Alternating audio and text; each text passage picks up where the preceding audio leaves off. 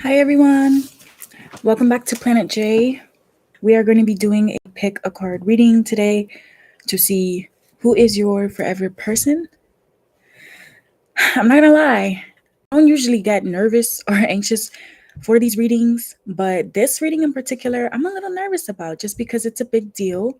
But we're going to be looking at how you'll know this is the one. I'm not going to be looking at like physical characteristics and things like that. I don't think that's really what's important. What we're going to be looking at is how you feel when you first meet this person. And then how you feel as you guys get to know each other, any things that may happen in the relationship before you guys finally get together, that sort of thing.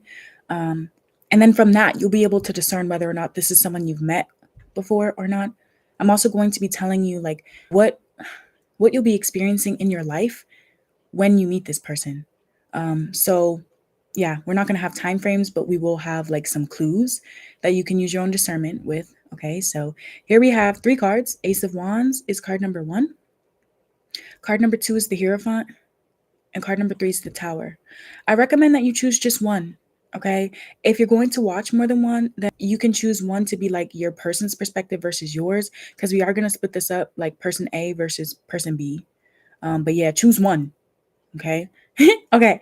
Yeah. So three cards. I'll give you like 15 more seconds to choose, and then we're going to get started.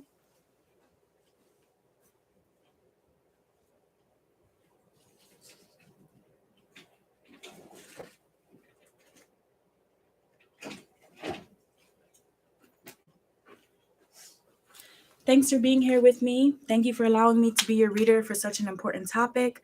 If it resonates, I hope you guys give it a like, come back for another reading on my channel, and share the video. I also hope that some of you guys bookmark the reading, so when you meet this person, if you haven't met them already, you'll know they're the one. So here we go. Let's start with card number one. Whew. Here we go. Here we go. Card number one. Welcome to your reading. We're going to be looking at who is your forever person.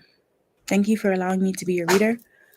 I hope you keep an open mind. I'm not here to teach you guys to have an open mind about the person you're meant to be with. Okay. Some of you guys are going to be like, well, I thought I was supposed to be with this person and blah, blah, blah. Come here with an open mind. Okay. Let's see. So who's card number one's forever person? What can you tell me about their person? Let's just start with the first impression. Now, when I say first impression, I mean the first time you see them. Okay, I'm not talking about the first time you speak to this person. Imagine like you're at a grocery store, you frequent a grocery store and you know there's a cashier there and you see the cashier, but you never get in their line until like maybe a year later.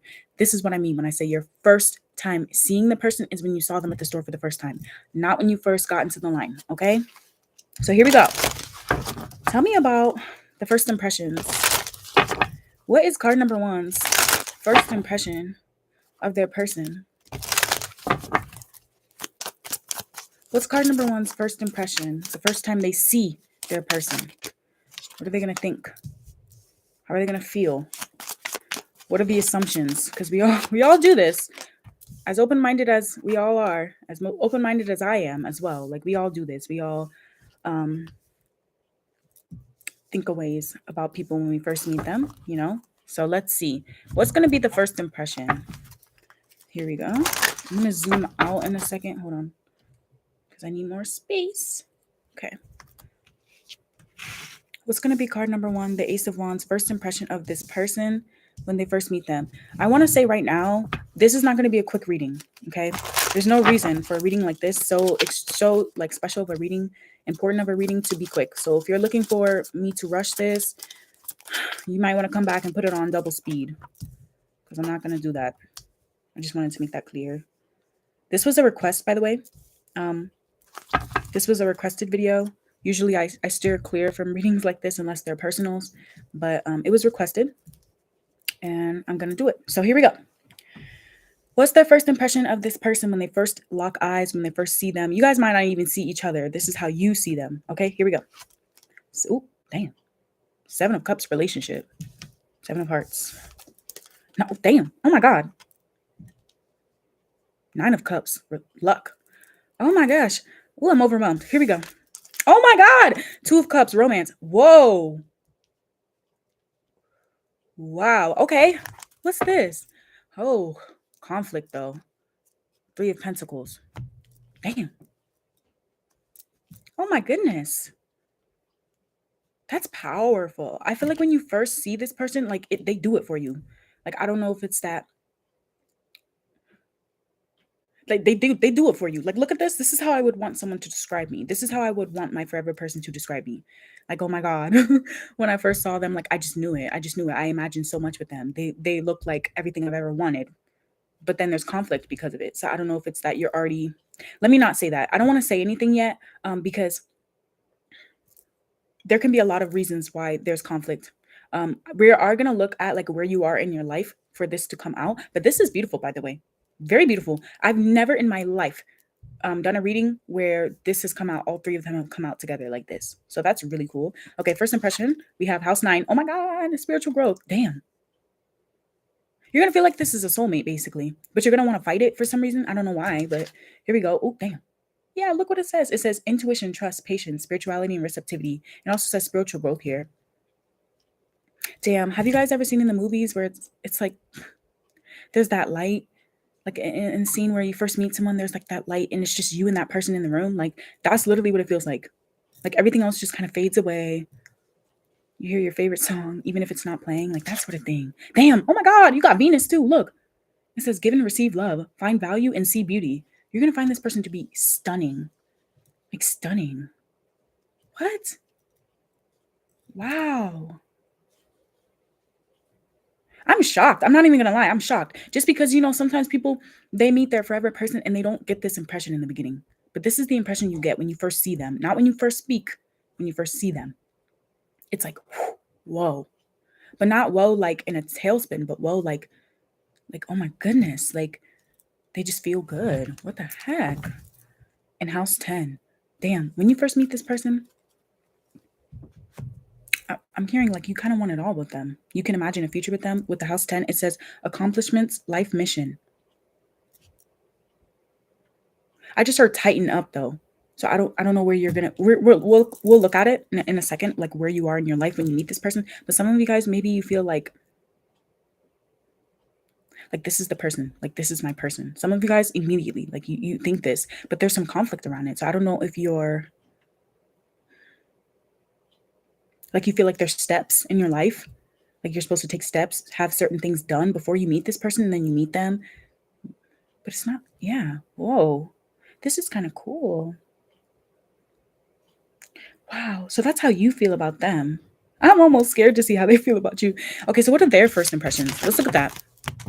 So what's their first impression when they meet you? And don't be discouraged, by the way, if it's not exactly like how yours was, because sometimes that's what happens. But this is supposed to be your favorite person. So like, you know what I mean? Like, don't take it like any sort of way. That's what I basically want to say. Okay.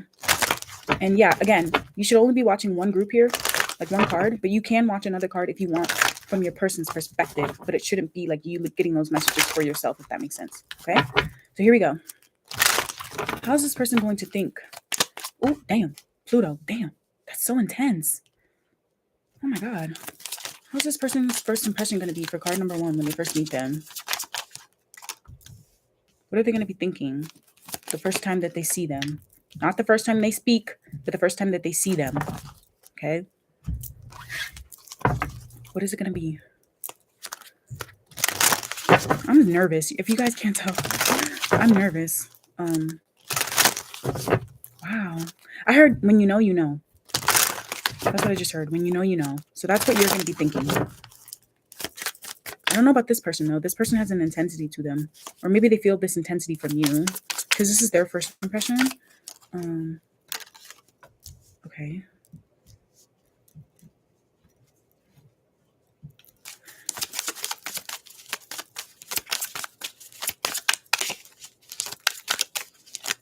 What's their first impression? What's their person's? Damn. Bottom of the deck, we have the King of Cups, the guide. Okay. Interesting. Interesting. Okay, so, okay. Your person feels things very deeply, by the way. They feel things very deeply. I think that they can be a bit guarded, though. Like, they're not the type to share their feelings immediately. Not at all, actually. Here we go. House 7. Oh, my God. They're already thinking about a relationship when they first meet you, too. Hi, thanks for being here. Look, this says profound relationship, intimacy, and romantic partnerships. So for some of you guys, when this person first meets you, maybe they never wanted to be in a relationship and you change this for them. This person starts thinking about what it would be like to be in a relationship, what it would be like to know you. This person feels changed when they meet you, basically, when they first see you. Like their view on relationships in particular, their view on people in particular changes. Damn. Look, house 4, cultural and family roots, home, peace, and comfort. This is this person's first impression of you? What? You feel like home to this person when they first meet you. And for some of you guys, the reason why it's so intense is because maybe this person doesn't have a good home, a good relationship with their mother, a good relationship with their family for some of you guys. So that's why it's so intense. Let me see, what's this? Pisces, intimacy, intuition, and compassion. That came out in yours. It said intuition, I think it said intuition and spirituality. And then you have Pisces. Damn. Pisces in the 7th house means that you have a Virgo rising. Someone could also have Pisces in the 4th house or Pluto in the 4th house or Pluto in the 7th house. Or this is some synastry here, maybe. Let's see. Ooh, 8 of Pentacles. Support with official things. And 7 of Swords. Oh, okay. Yeah, that's what I was saying. It's like this person doesn't show their feelings. This person, when they first meet you, their first impression is that they have to keep these feelings to themselves. Why? I don't know. But when they first meet you, this is what they do. They feel these intense, like, oh my goodness, feelings just as much as you do, but they're more guarded. I'm a Virgo. Interesting. Yeah. Interesting. Wait, what'd you say? I want to know. Yeah. Interesting. So this person's first impression of you is that they don't trust you, but it's nothing that you're doing.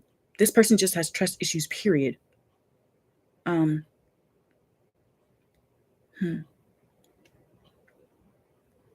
Wow. This person does feel like you are. This person pays attention to every little thing that you do, even if you don't realize it. When this person meets you, it's like they need to know more about you, basically. They need to know more about you because they don't trust you. With the Pluto coming out here, 7 of Swords, the 9 of Wands, this person does not trust easily at all. I'm hearing at all. The thing is that you feel comfortable though. So that conflict that you were feeling, I feel like it's kind of shared in that way. But you're more like, I could see you being like person A, meaning who I'm talking to. You can flip this if you need to when I say person A, person B. But person A seems like maybe you are a hopeless romantic, person A. But person B, they don't really seem like that. Person B is looking to feel safe with life in general. And I feel like even though they don't know you, the first time they see you, it feels safe for them for some reason. Crazy. What the heck?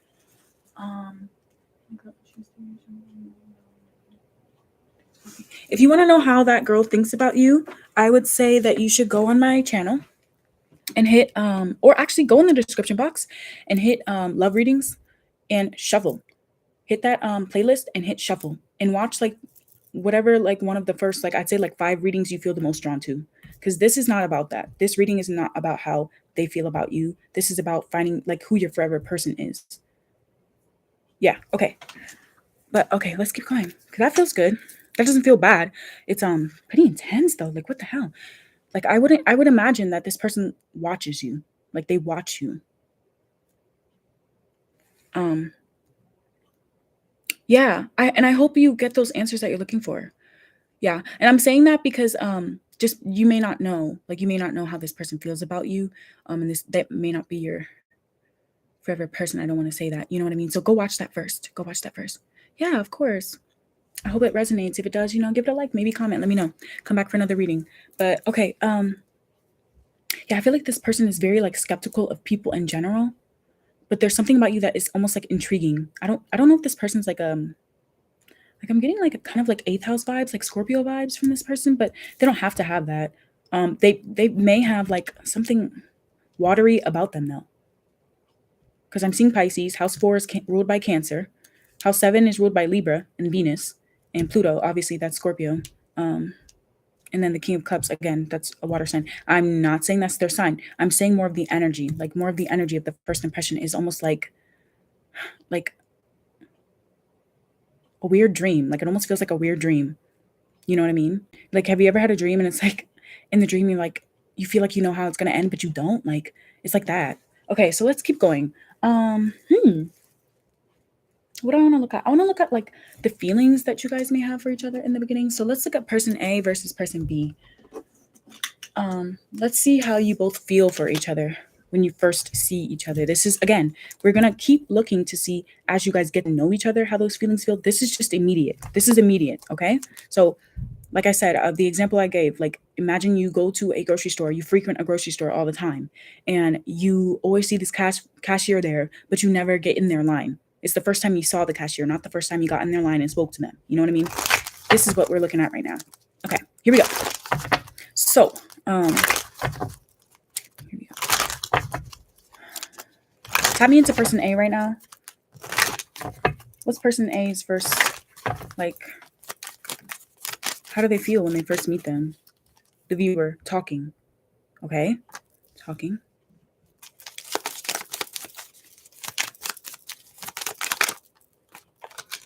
With keys on a ring. Many options, decisions, unconventional, string along one night stand.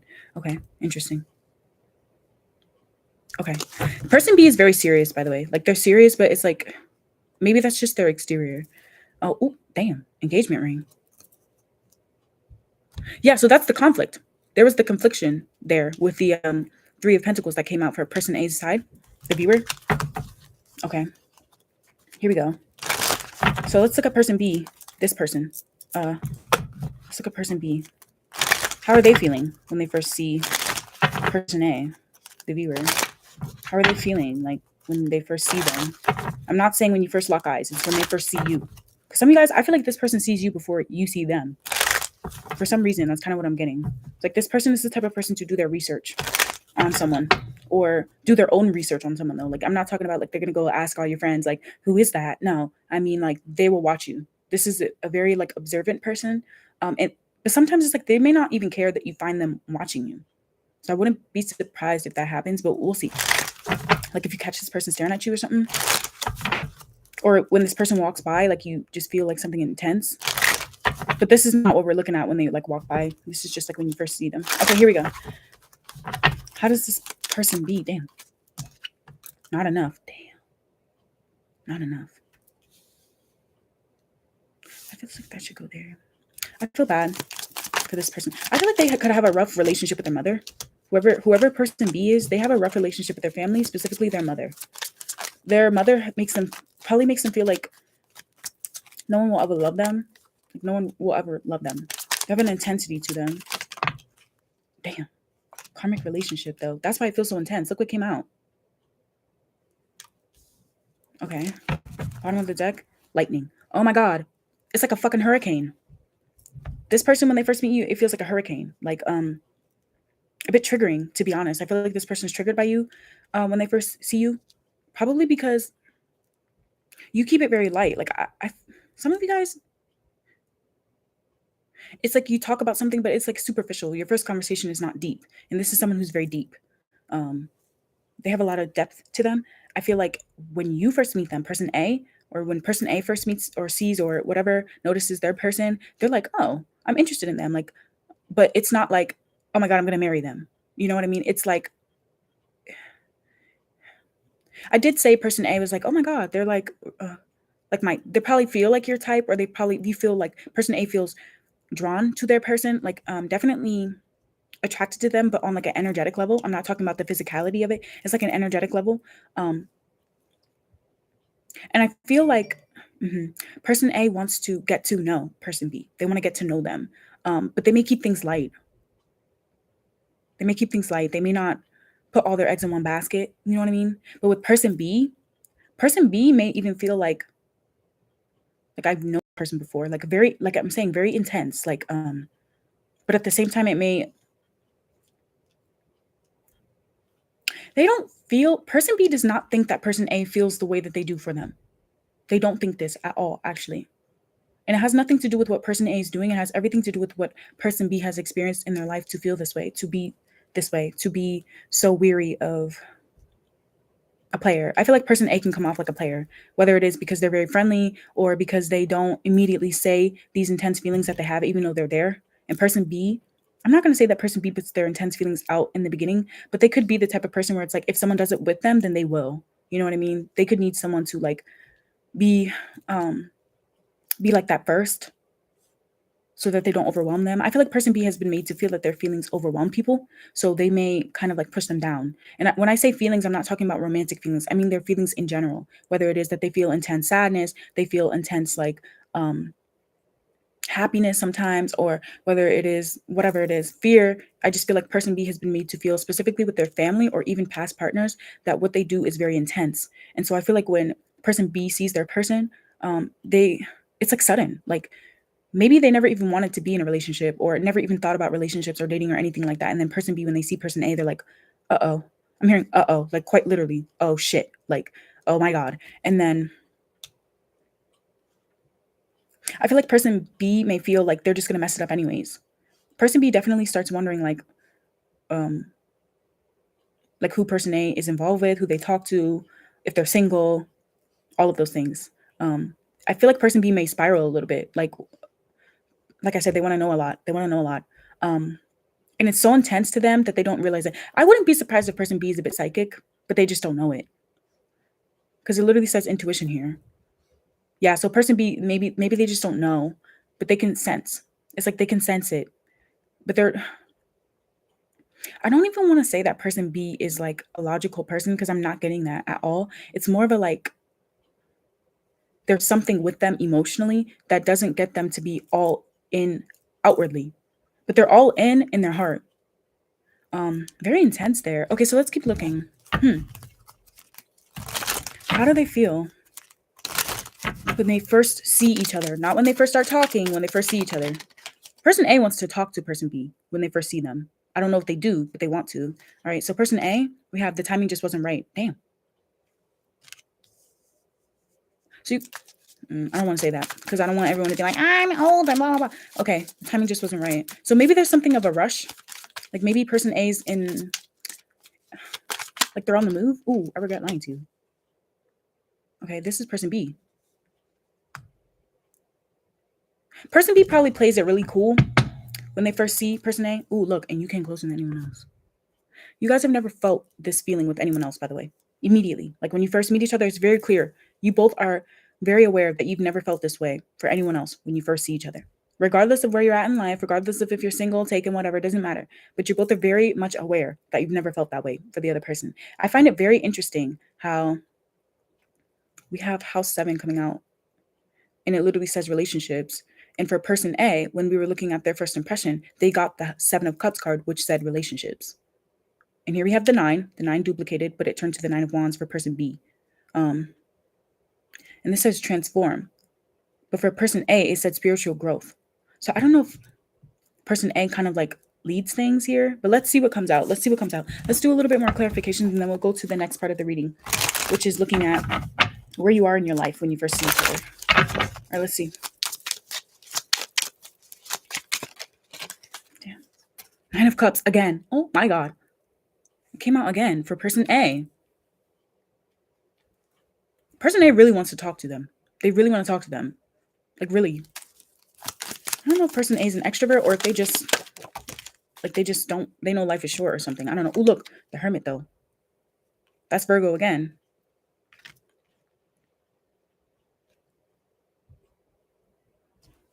Bottom of the deck. Ooh, the Star. What the heck? 9 of Cups, the Star, and the Hermit. Someone here is a healer. I don't know who it is though. Or like, I mean, with the karmic relationship coming out, I do feel like you guys may have a past life. I don't know what that past life is. We're not here to determine that today. But I'm just saying, like, the intensity, there were cards that I decided if I saw them come out in a specific part of the reading or an order, like, I knew what that was going to mean. I did my homework on this reading before I did the spread, because I wanted to make sure that I'm not giving you guys like false messages. I always do like a spread before I get here on live. You know what I mean? And these cards that are coming out are very similar to what happened when I was exploring this. And so that's why I'm saying that. I don't want you guys to think I'm just giving you like some, oh, blah, blah, blah. But by the way, the reading is your forever person, by the way. So is it really that hard to believe that you and this person could have some sort of like past? Let's see. Playfulness. This is the Page of Wands.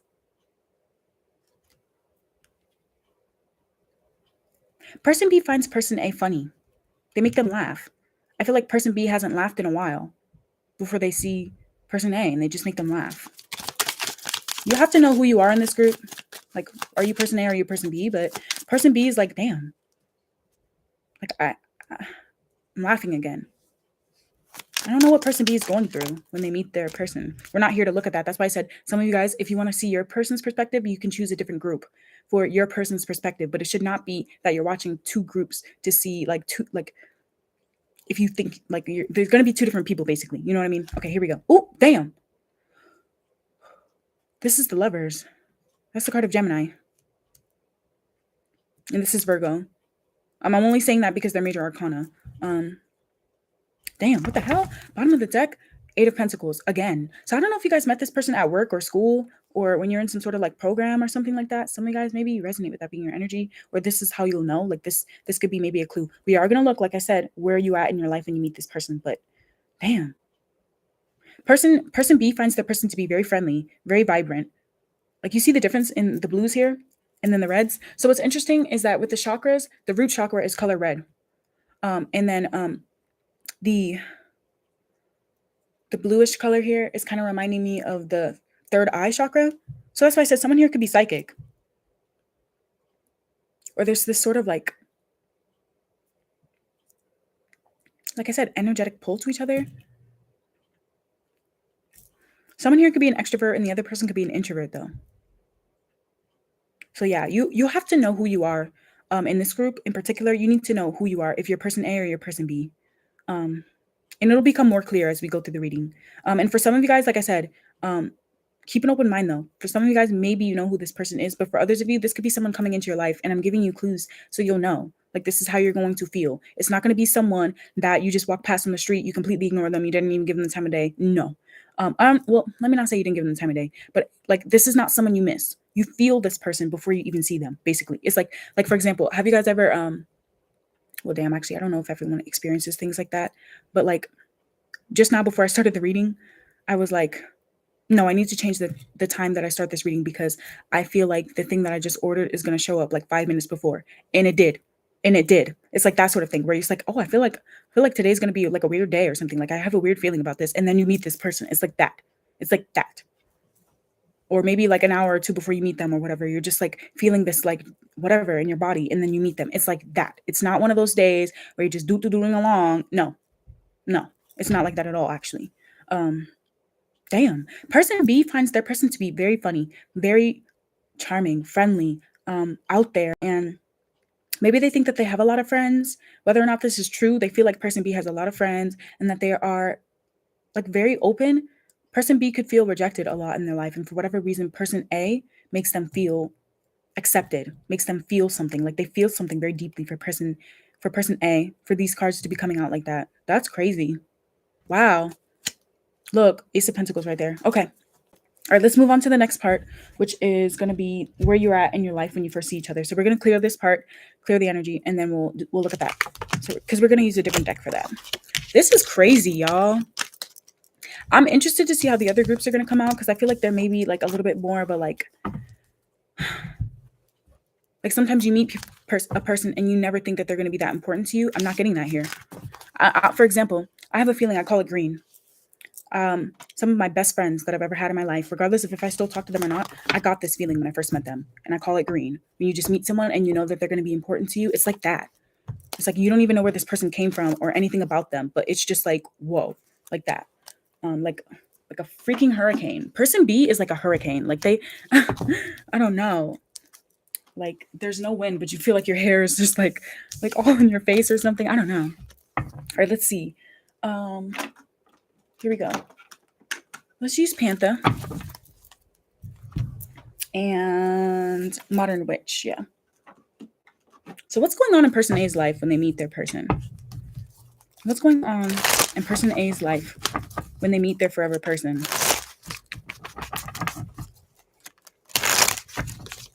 What's going on in person A's life when they meet their forever person? I don't know why I heard celebrate, and I'm seeing the Three of Cups. But I'm hearing that song. Who sings that song? Where she says, if we took a holiday, just one day out of line. What song is that? It would be so nice. Is that, wait. What? She says, we're gonna have a celebration. I don't know what's going on. But why is that song in my head? I promise you guys, like, that's never a song I channel. Like, ever. I don't think I've ever channeled that song before. Okay. What's going on? I just saw the Nine of Swords, though. So who knows? Maybe you both are going through something and it's just not apparent to each other. Because person B feels like person A is, like, really happy. Like, they see their person as happy. Whether or not that's the truth, I'm not saying. I'm just saying that's what they get. So let's see. What is person A actually going through? What is the viewer actually going through when they see their person for the first time? When they see them for the first time. Not when you guys start getting acquainted. When you see them. All right, let's see. 5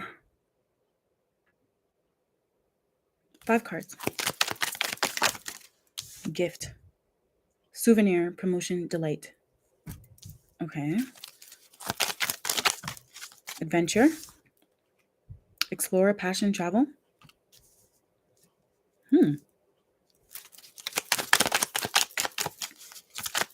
What is person A's life like? I just saw a sad card.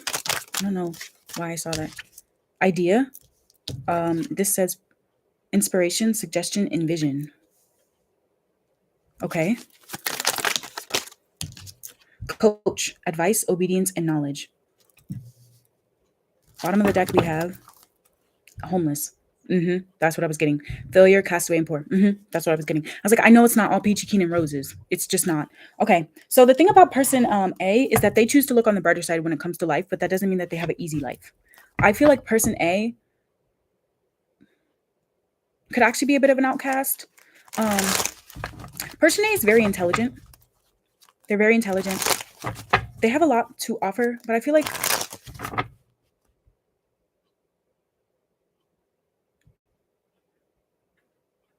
sorry, I'm trying to channel.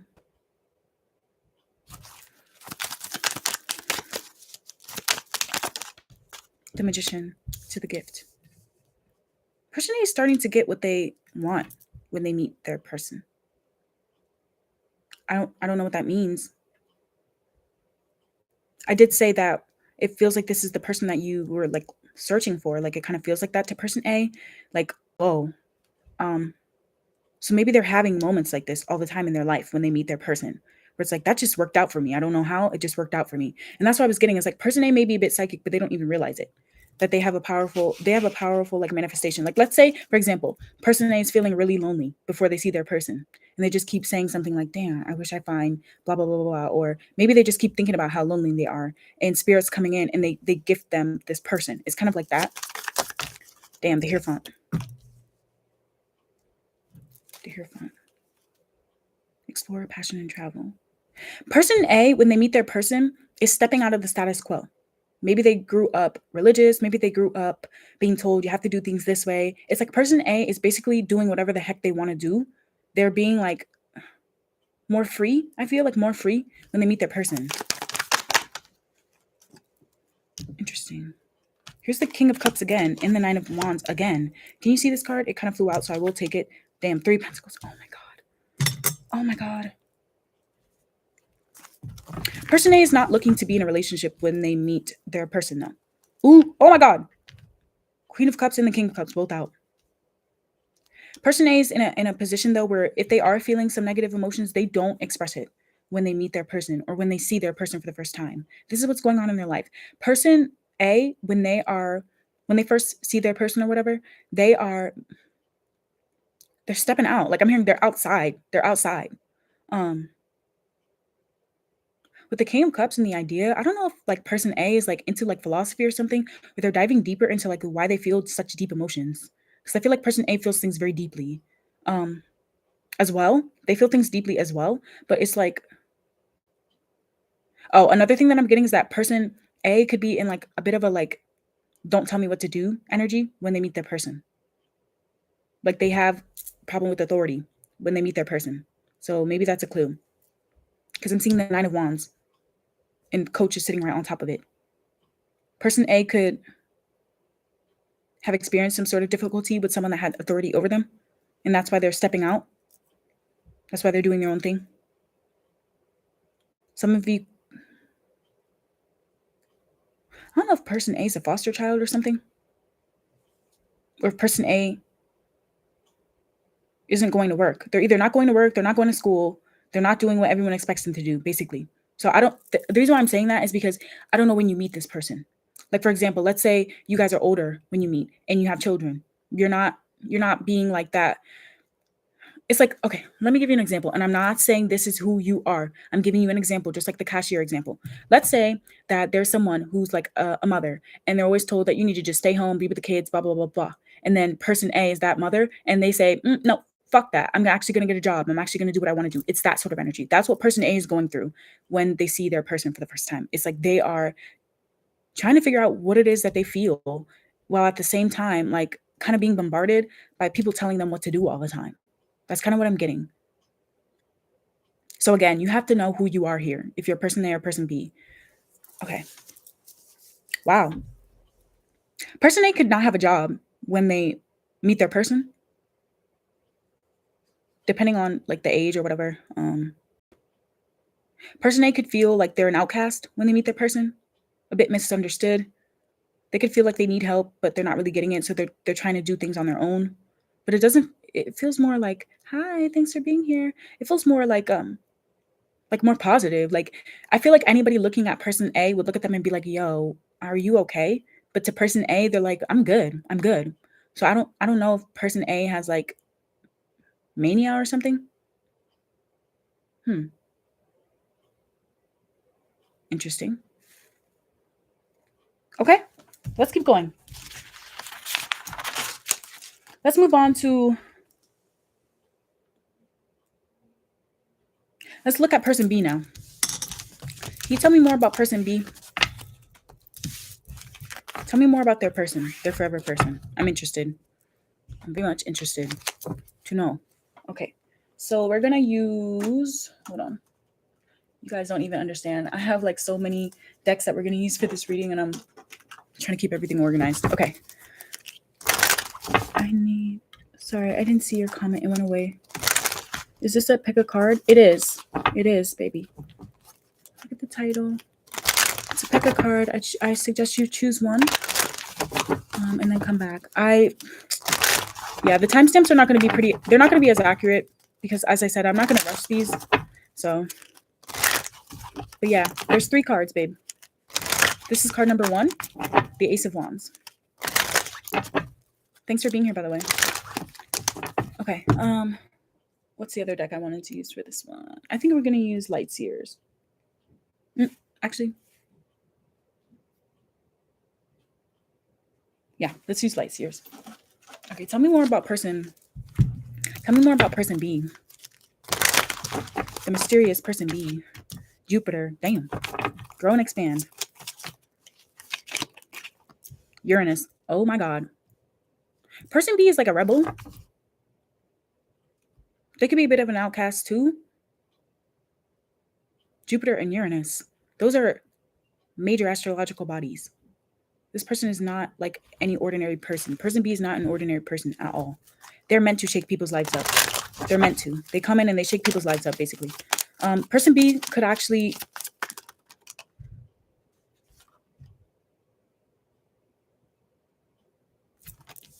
House 10.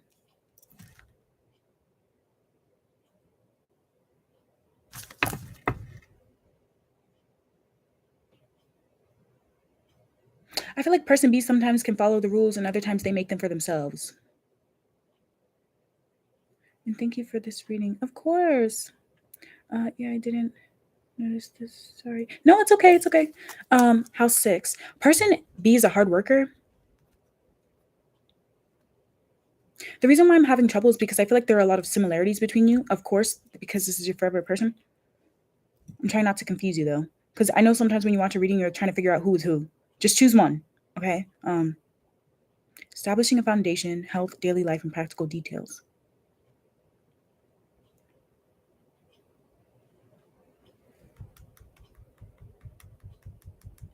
Okay. Tell me more about person B. Person B can be a bit strange. It can be a bit strange. Like, you don't really know what their home life is like.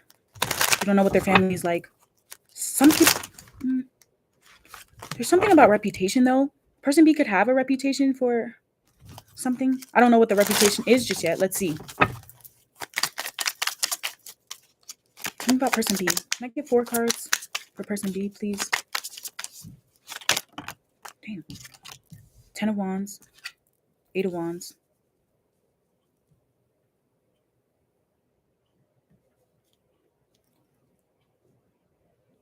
Person B has struggled, and that's why they're going to... I feel like person B is destined for more. Like, person B might become rich one day. Like, out of nowhere. Out of nowhere, I'm hearing. Or maybe they already did. Let's see. The Hierophant again. Oh, person B comes off like a goody two-shoes, but they've actually been through quite a lot. You wouldn't know that person B probably has mental health issues. Person B probably has mental health issues. Or they've been betrayed in their life. Queen of Pentacles. Person B could be a homebody.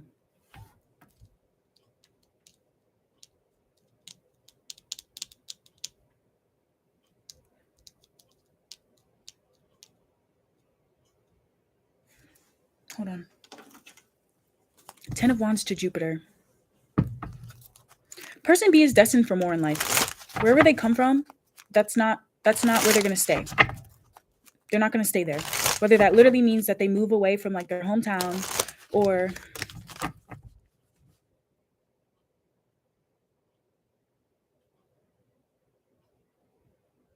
they've struggled a lot and they had to be on their own. Person B may have raised themselves. They feel like person B feels like a very respectable person, like someone that just knows how to talk to elders, someone that just is very respectable, very respectful as well is coming through. But I feel like they're blunt. Sometimes the things that they say like really shake up people's world. That's why I'm like, they may be psychic when you meet them, but they don't know it. Like the things that they say, like this person, I feel like they could predict the future. Like, I'm not even gonna lie. I don't know if you've ever met someone like that where they just say things and it just turns out to be like, for example, one time I was at a club. I was a club. It was like a club / hookah bar with one of my friends, and we're sitting at this table and we're like drinking our little beer bucket or whatever, and we're like hitting the hookah, and he literally just grabs my arm and he goes, "Something is about to happen. Something is about to go down." And I'm like, "Yo, are you tweaking? Like, what's wrong?"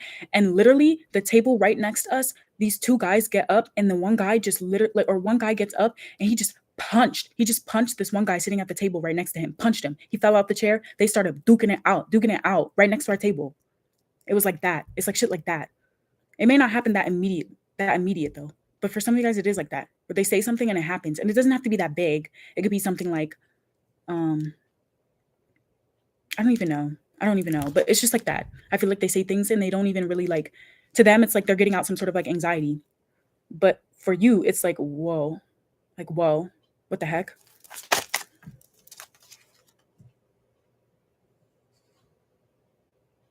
Person B has some, they have a past though. And there's things that have happened in their past that makes them guarded and like a bit like hard to open up. Yeah, that's what I was getting. It's like, that's why they don't say everything at once.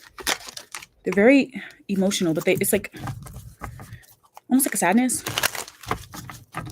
And I think that maybe is why they're drawn to person A. Because they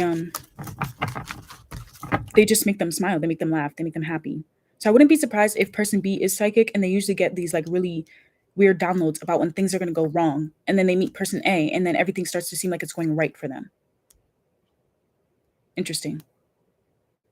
So I don't know if person A or person B has felt like similar to person A in a way where it's like sometimes they get boxed in or something, or they're judged. Tell me more. I'm very interested in this group. Damn, we're going to be on live for a while. Death card. Damn, what did I say?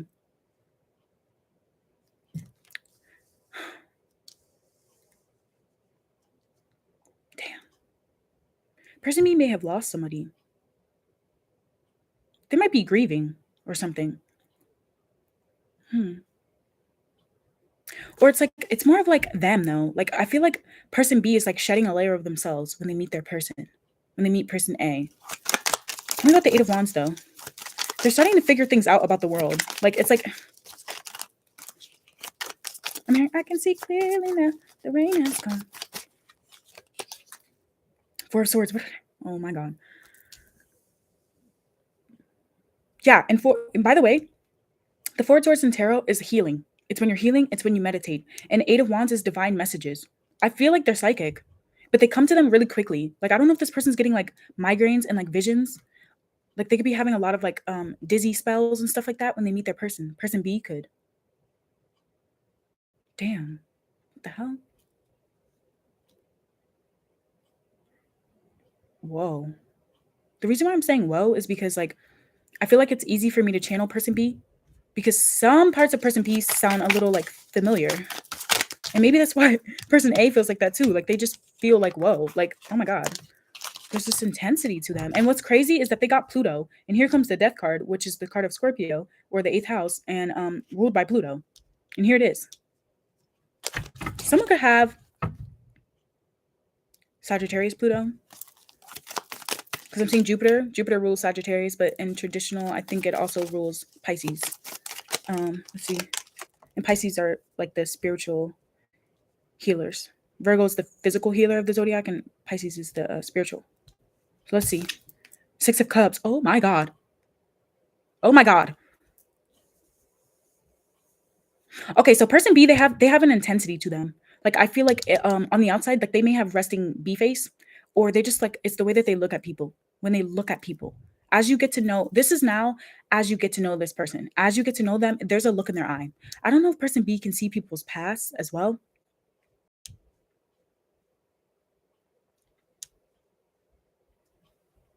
There's something about them. Their first impression that they leave on people is very intense, very like scrap everything you ever believed about the world, basically. That's what the impression that person B leaves on people. So I wouldn't be surprised if there's some like weird energy that happens in the relationship at some point. With the Eight of Wands, this person processes their feelings alone. They don't share how they feel. And then one day they may just pop off. Like everything just gets bottled up and then boom. Maybe they don't talk a lot and then all of a sudden, boom. It's like, where did that come from? So I don't know if person B is an introvert. That's not really clear to me. When it comes to relationships though, I feel like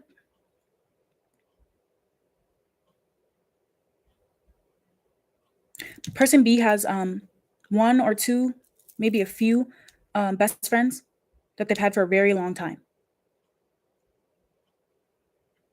A very long time, I'm hearing. Very loyal. Person B is a loyal friend, a loyal person in general. They're very loyal.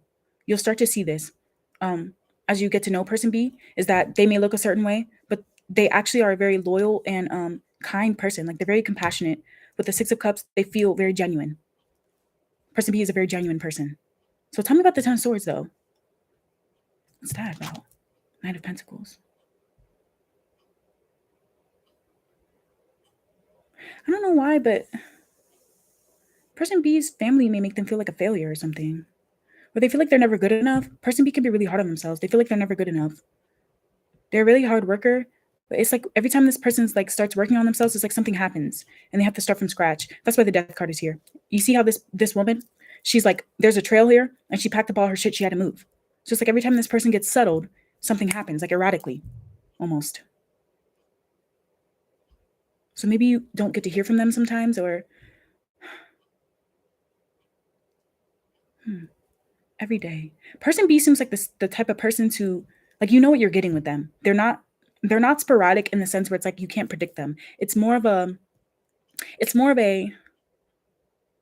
I don't know what I'm going to get from them because I've never met anyone like them, not because they switch up. You know what I mean? Bottom of the deck, we have the Five of Swords. The King. Yeah, it may come off like a person B is playing mind games, but I don't think that they're a player. I don't think they're a player or anything like that. I feel it's more of a, there's a lot of shit on my mind right now. There's a lot of shit on my mind and a lot in my heart. and sometimes it just comes out and I can't even control it. So maybe you guys resonate in that way. Like maybe you both experience that. Okay. All right, so now let's look at the relationship as you guys get to know each other a little bit more. And then I'll get you some advice so we can get started with the next group. Damn, this one got long. I'm scared. Okay. What do I want to look at, Spirit? Okay. Let's look at person A. Tell me more about person A in the relationship. Oh my God. Damn. Y'all just told on yourselves. Look what came out. Okay. I will take these ones. You have the golden mirror. Girl with the snake. Uh-oh. An engagement ring. You got the engagement ring twice. I feel like person A might be a bit of a player, or you can be a bit selfish sometimes. This person teaches you how to be selfless. Person B, the reason why they're a forever person is they teach you how to be selfless. This is how you act in the relationship in the beginning. I feel like in the beginning you can come in hot. I feel like person B can be taken advantage of. They've definitely been taken advantage of because of how loyal they are. I do feel like you want to work towards something with person B, but for whatever reason, you may not be the most like emotionally available when you get involved with them. Mirror. You trigger each other basically for different reasons though. For different reasons. Let me see. Abundance. Great. I feel like person B does things out of the kindness of their heart. And I think that's why I said they're going to get a lot in their life. They generate a lot of good karma in this lifetime, basically. So I wouldn't be surprised if you and this person do have a past life where basically you need to settle the score now. This is the lifetime where you finally settle the score and you make things right with this person. Person A, whoever's watching right now. Healing heart. Yep, as I say that. Freedom from toxic relationship. It even says addiction here. So I don't know if that's relevant to someone here. I will take this one because it came out. Oh my God, look, again. Like a freaking hurricane. Person B is a healer, as I said. Bottom of the deck, it says love. I do feel like person A unconditionally loves person B, but person B may not see it because of the way they grew up, and also because of the way that person A can act sometimes. I feel like person B is not the type of person to ask for help. With the Queen of Pentacles, like this is a giver. The Queen of Pentacles is a giver. They take care of people. This could even be something that they do for work or something that they do every day. I don't know if this person, like person B, always is the type of person to talk to someone every day, make sure they're good every day. And sometimes when you're deprived of that, when you're younger and you meet someone like that, you may take advantage of it without even knowing it. I feel like person B is used to dealing with people like that. But here it says unconditional love, self-love. So person B teaches person A to really love themselves through the love that they give them. And they don't blame them for the things that they do at all, actually. There's a lot of passion that person A has for their person, like sexual passion, physical attraction to person B.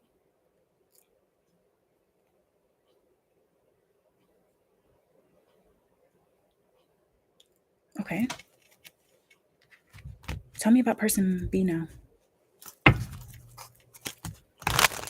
Tell me about person B.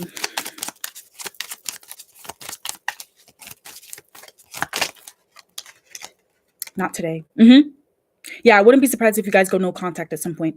When person A starts acting like this, they probably go no contact. They probably learn how to stand up for themselves. So that's why you guys are mirrors for each other, basically. Person B shows person A how to love people unconditionally and how to give without expecting anything. And person A teaches person B how to do what they want and like not people please and just like love themselves in a different way. You both teach each other to love yourself, but in a different way. So there's a point where you both may need to heal from each other. I definitely see at this point because it says here with person B, it says not dealing with hurt, avoiding a conversation, boundaries, and still angry. So at a certain point, person B, like I said, it may come out of nowhere. You may be like, where did that come from? And you may have to think back because I feel like person B is the type of person to feel a lot, but not really say it. And then it comes out. It just all comes out. So they push it all down, basically. They can be very stubborn sometimes. They don't want to lose people. I feel like person B has a hard time giving up on people. And people may take advantage of them because of it. Let's see. Yeah, so whoever's watching right now, it's okay. It's definitely okay. Like, trust me. Hurt people hurt. So I don't know what you've gone through, person A, but it's okay. I feel like this relationship will teach you to unconditionally love yourself and unconditionally love another person. So I don't know what you've gone through. I don't know if you've always had to work for affection or something like that. Person B is not like that. They're not going to make you work for things at all, actually. Palm tree. Look, I did say it's like every day this person's there. They're a stable figure in your life. This is someone you can depend on. Person B, they're always going to be someone that you can depend on. They're very flexible. They'll accommodate you. But the thing is that you can see the starking difference between these two energies. One is charming the other person, overstepping their boundaries, while the other is just kind of there. You know what I mean? Like a stable, whatever. But the thing about a palm tree is that their leaves still move. So I'm sure that there will be moments where you can tell that person B is a bit uncomfortable, but they may not say it. They'll start to move different though. A little different. Is that why I was saying something about like when your hair, you feel like the wind is in your hair, but it's not? Like I feel like person B may get overstimulated or overwhelmed pretty easily. I don't know if person B is like neurodivergent or something like that. Okay. Look. Oh my God. Look what came out. You got love again. Both unconditionally loving each other. You got mirror again. And you got heart with the key. I can't make this shit up even if I tried. Like, trust me. Okay, so here's the thing. I feel like person A wants to be with someone. I feel like person A wants to like work towards something, but the thing about person B is that they're open to it. They're open to it, but it's like it needs to feel perfect to person B. Like it needs to feel like special, and it needs to feel like this. Like person B is the type of person to say, if I'm going to get married to someone, they need to be like exactly what I've always imagined. And it's not a physical thing. It's like they just know. That's why I was hearing when you know, you know. So it could be that person A may rush things, where person B takes things much slower, and that may make them feel some type of way, make the other person feel some type of way. But I feel like it's for your own good. I don't know who needs to hear that. It's for your own good.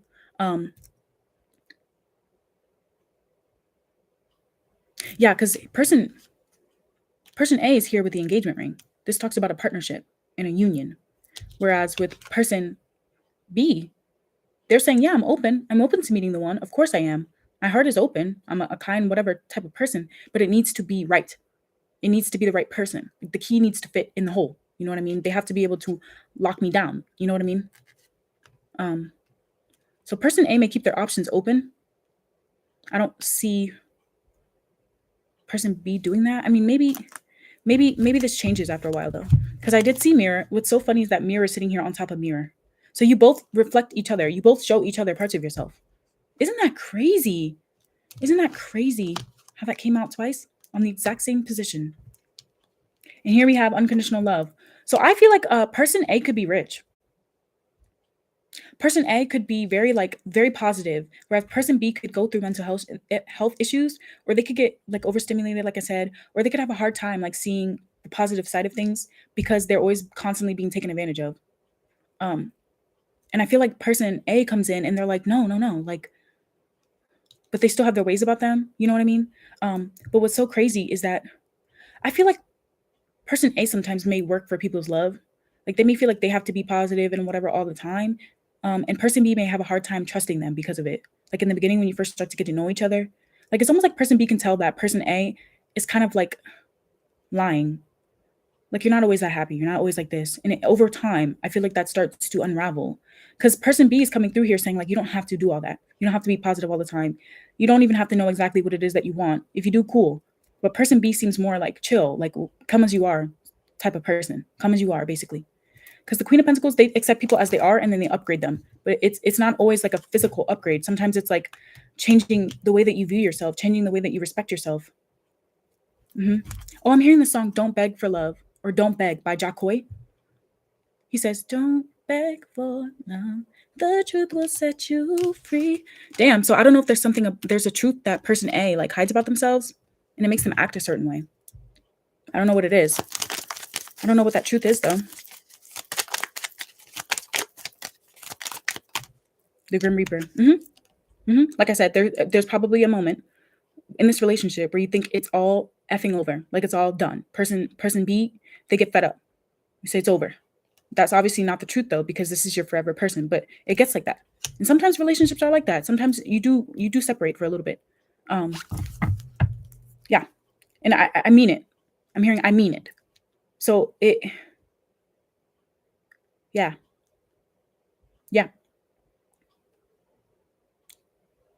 Person B gets fed up at some point, and they start working on themselves. They start working on themselves. So I wouldn't be surprised if how person I wouldn't be surprised if how person A acts sometimes it makes person B feel like they're not enough and they get really frustrated. I feel like person A may regret this at some point though. They may feel like at some points they get afraid of like the way that their person acts with them. Person B may be the type of person where it's like their entire life they've always had to pick themselves up. They've never had the opportunity of like healing with another person. You know what I mean? So they may get fed up and like stubbornly like walk away and say it's over, it's over. But the truth behind it is more because of like a lack of confidence in the relationship, which stems from a lack of confidence from themselves. So I feel like this person B will come to find that they actually really do help people. That they actually really do help people change. That's beautiful. I mean, that's a story right there.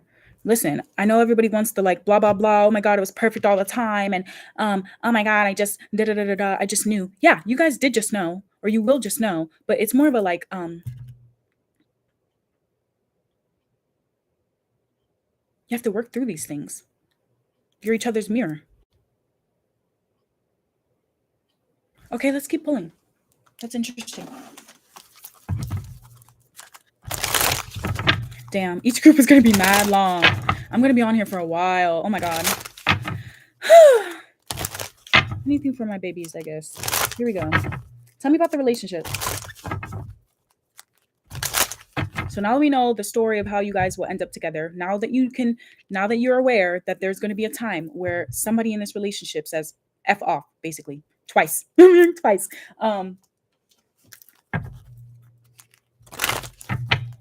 Let's see. Damn. Person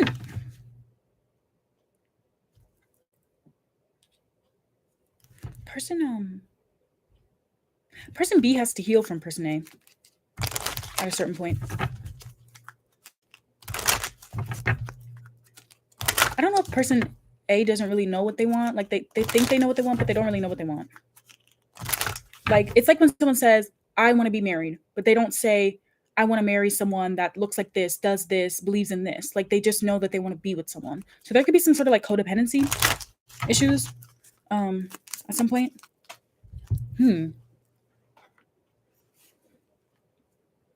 All right, tell me 4 things for them to know about the relationship. First one. Ooh, satisfaction. With the 3 of Swords though. So that's satisfaction after some sort of heartbreak. So I do feel like I said, someone may have to heal. But you both do, but for different reasons. Here we go. 10 of Wands. Social engagement. You have to put in the work for this. 5 of Wands. There could be outside influence as well. Whether that is competitors, competition, jealousy, people coming in. Someone has to change though. Like you both are going to have to change parts of yourself. Person B is going to have to change being a people pleaser and doing things that they're uncomfortable with. And person A is going to have to learn how to be like more considerate. Basically, they're going to have to learn how to read their person, basically. Because I feel like with person B, they can read person A like the back of their hand, but person B doesn't really understand their person. But the problem is that with the golden mirror coming out, it's that they haven't really tried to. When all of this happened, it's because they didn't actually try to.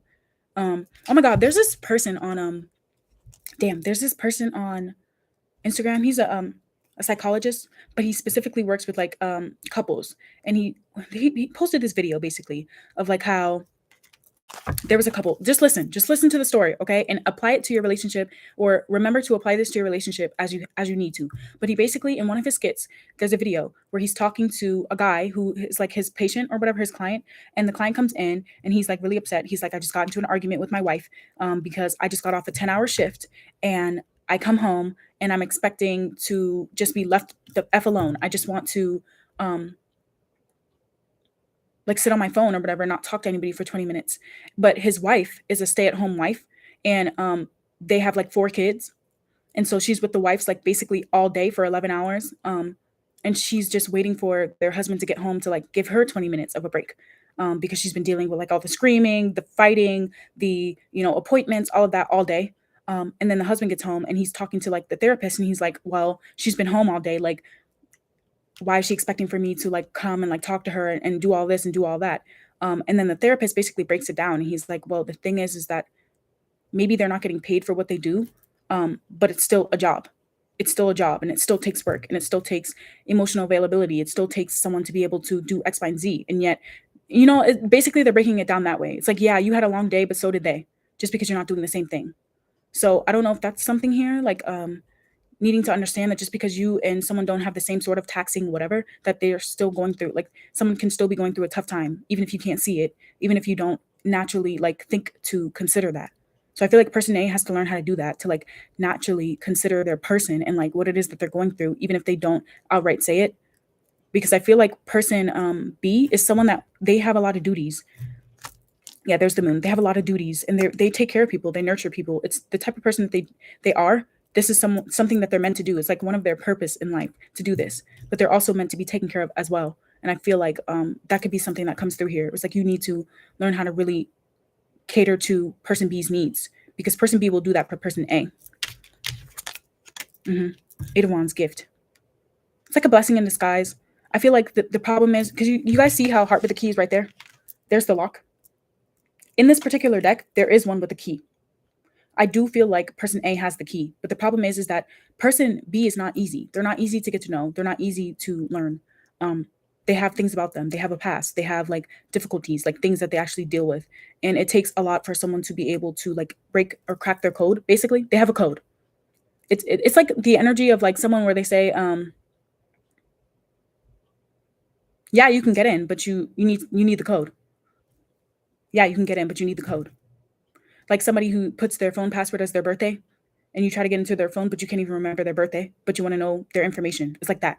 Like, yeah, there's a code. I've told you the code multiple times. You just didn't listen.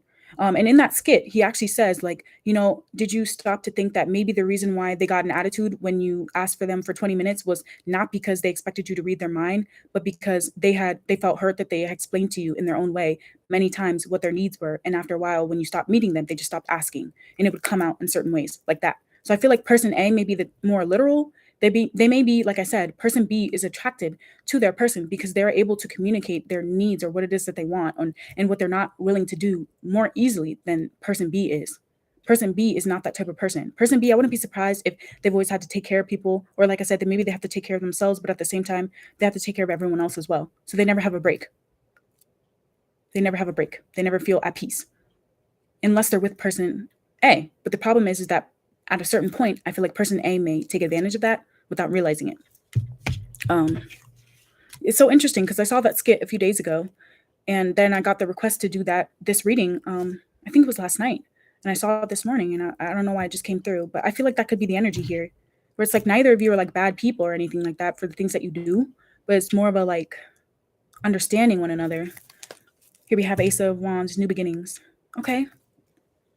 So if someone can change, there can be a new beginning here. Let's see. Give me more.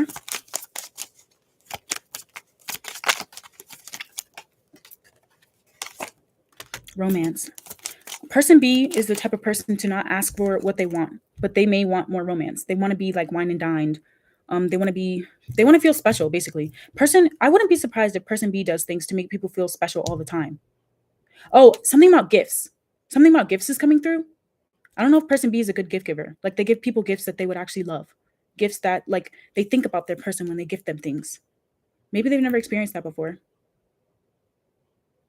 like someone that gives them a gift that they could actually use, or a gift that actually means something to them, like something sentimental. I feel like person B is more sentimental than person A, like more I don't know, like if person B has been in a relationship before, it probably was with someone that couldn't like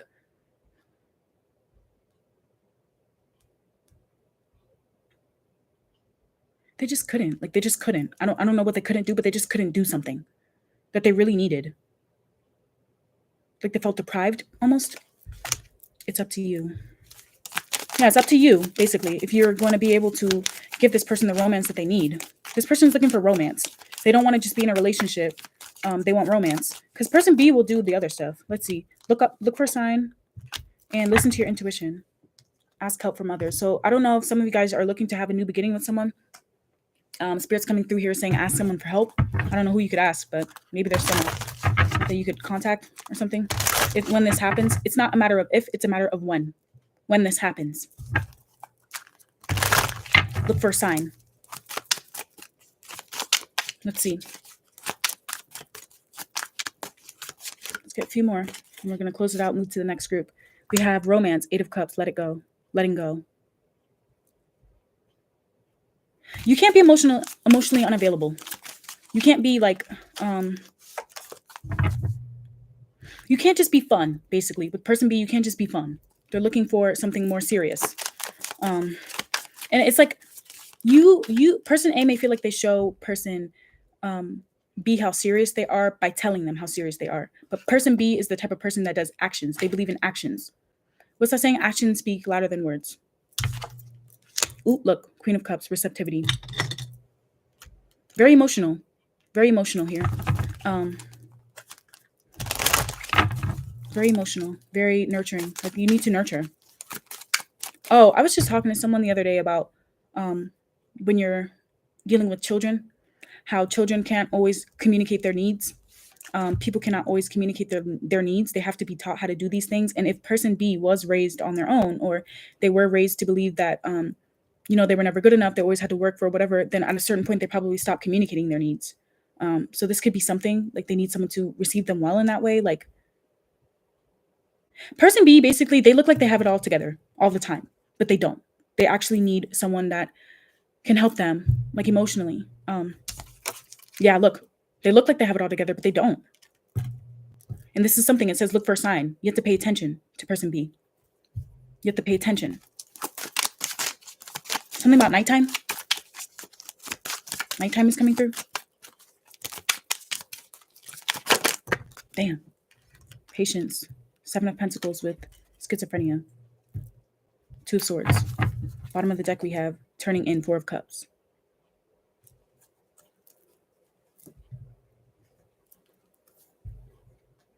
Yeah, there might be a stalemate at some point. Be patient. Work it out. I feel like if you think hard enough, you know how you know what to do. It's up to you. Yeah. Your intuition is probably already telling you. Or when you go through this, when you meet this person and all of these things start happening and you're confused and you're like, why did they do this? Why did I start randomly getting this side of person B? Why did they all of a sudden blah, blah, blah? Why did things change? Yeah, you're going to have to really think with the 7 of Pentacles and figure out how to change. Like 7 of Pentacles to me is like when you're watering a plant, or when you have a plant and you're trying to get it to grow, but you're like, I don't understand. I keep watering it. Okay, but is it the wrong size? Does it have root rot? Are you over watering it? Are you like shedding the dead leaves or whatever? Is it in enough light? Does it have the right type of soil? Like that sort of thing. That's what I feel like. Those sorts of things come natural to person B, but they don't come natural to person A to think of those sorts of things. So that's a message for someone here. Whoever you resonate with being like your energy, that's a message to really pay attention to those little details, and it'll work out for you. I feel like intuitively you already know how to do this though. But you may psych yourself out and think that person B is looking for something that they're not. Because look at this lady. Doesn't she look like she wants the best threads? She's sitting pretty, she's whatever. And I always say, you have no idea what the rest of this couch looks like outside of this frame. Maybe the backside of this couch has a bunch of scratches on it and this bitch is poor as hell. Like, you don't know. You really just don't know. But she looks good, right? Like, she looks good. She does good with what she has. She doesn't expect much, but she deserves a lot. So I feel like that could be something there. So here we go. That was your reading. Whew. That was your reading. That shit was long as hell.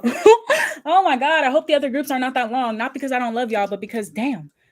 Whew. Yeah, so as I said, if you're going to watch another group, watch it for the other perspective, not because you're watching from more than one person. That's not what it's about, okay? I hope that resonated. If it did, or I hope it makes sense. I hope that this gives you some knowledge. Like, for some of you guys, this is what is going to happen. Like, when you meet this person, it's going to feel like that in the beginning. As you get to know them, you'll start to see this, you start to feel this, and then boom, something's going to happen. And there's going to be a time where you both are going to have to like let go, and you're going to be sad as shit. I'm not even going to lie. You're going to be sad as shit. You're probably going to ignore each other with the two swords. You're probably going to feel like the other person's crazy. Like, I'm not even lying.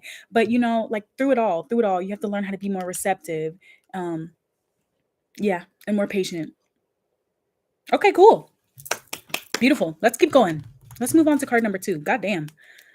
You guys are gonna have to give me a minute or two because I need to change everything. Like, I need to get the setup ready, and all of that, because this was a lot. Oh my goodness. Yo.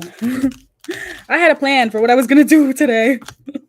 And I did not realize that each pot was gonna be like a fucking hour long. But hey, maybe y'all, maybe this is what I'm gonna do. Like, maybe I'll start putting a cap, because you know, I used to be on live like every day, sometimes multiple times a day, and I don't know, I kind of feel like I may change that up a little bit. You know, I may do longer readings like this every once in a while, and you guys can really like take them in. Because I have like, y'all, if you go on my channel, I have like 500 something readings on my channel, and then on Patreon and on membership, there's another like almost 200.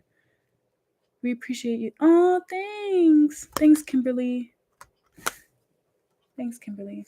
Yeah, but basically, like, if you want more like 18 and up, all those sorts of things, Patreon and membership on the channel.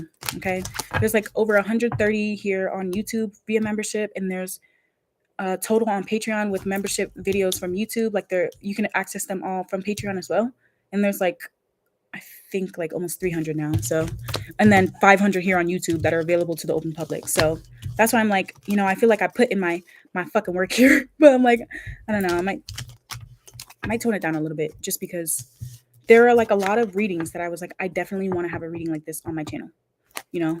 And I did them. I still have like a long list of other ones, but those are going to be the ones that I feel like whatever. And okay, let me say this. Another reason why I haven't done a reading like this, like who's your favorite person, is because I feel like when I first started doing tarot, first of all, I started doing tarot and I was doing regular life readings. So mostly for family, mostly for career, and mostly for like about yourself. It wasn't until like my 5th year of doing tarot where I started doing love readings. So that's why I say like, I usually don't, I used to not do readings like this. Because I feel like you have to know yourself first, you know, before you can really whatever. So I've definitely grown with you guys, like on this channel, like for sure. But I started this channel when I was in college, actually. And I don't even think it was astrology at first. And I moved all my astrology videos to my other channel. It's in the description box. But I started this channel technically for astrology purposes. Because I do astrology readings as well, birth chart readings, all of that. But okay. Whew, let me take a deep breath. Yo, let me get a sip of water. I'm going to put the timestamp for card number 2, and then we're going to get started with card number 2. Thanks for being here with me, guys.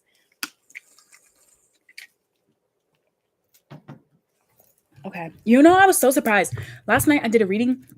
I did a reading like 1 a.m. or something like that. Like, I just kept getting these messages. I couldn't even freaking sleep. And I was so surprised. I woke up and there was like already like almost like 300 views. And I was like, whoa. Okay. Anyway. Because I wasn't sure. But here we go. Let's put the timestamp for card number 3. Or card number 2, sorry. Card 2.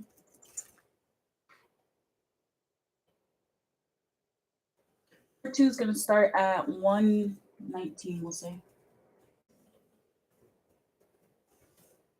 All right, cool. Whew. Damn. Part of me is like, damn, do we really need 3 groups? Anyway. Okay. Card number 3. Thanks for being here. You chose the Hierophant. We're going to be looking at your forever person. What can I say? I'll say what I said to card number 1. I'm not here to teach you to be open to the person you're meant to be with. I'm here to show you the person you're meant to be with. You can take the advice or you can leave it, and that's fine. But, sometimes things happen. You think your relationship is going to look a certain way, but it actually comes out another way. So here we go. Just reminding everyone to keep an open mind. Today we're going to be looking at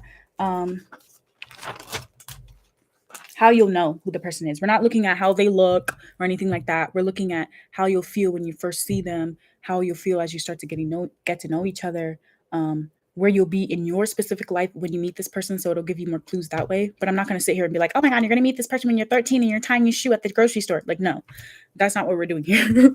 Okay. I actually do have a reading like that though, but I don't remember what it was titled. And it's a video. It's not a live. It's actually a video. But here, okay. Let's look at the first impressions. So I'll give the same example as I did with card number 1. This next part, we're going to be looking at your guys' first impressions. We're breaking the reading down to person A and person B. The viewer is person A. However, if at any point you feel like you need to flip it, do so. I will say, though, sometimes your forever person mirrors you. So choose a side and be that person. Okay? What else did I want to say? We're going to be looking at your first impression right now, meaning this is how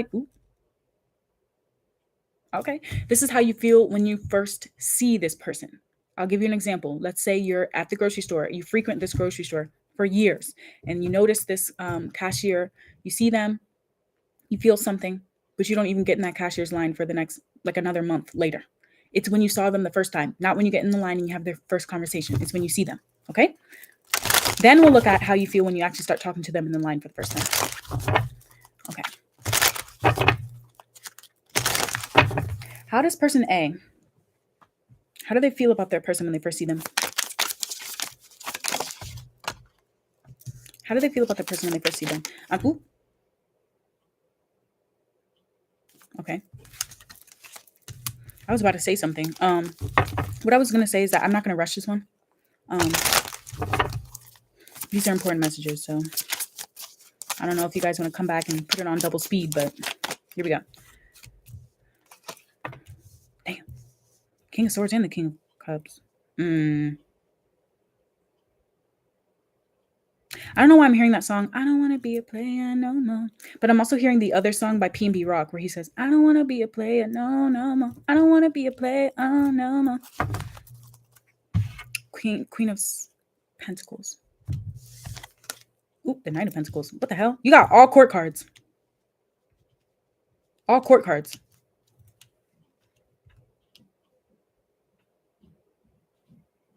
Okay. All right. Interesting. Let's look at them. Or let's look deeper at your first impression. Give me some more, because this is kind of confusing. The reason why I'm saying it's confusing is because you're either this or they are all of these things at once. So you could be a bit confused. You might be a bit confused when you first meet this person. Fixed. Interesting how we have fixed here, and then Knight of Pentacles to me is like the only knight that is not moving. It's the only knight in the tarot that isn't in motion.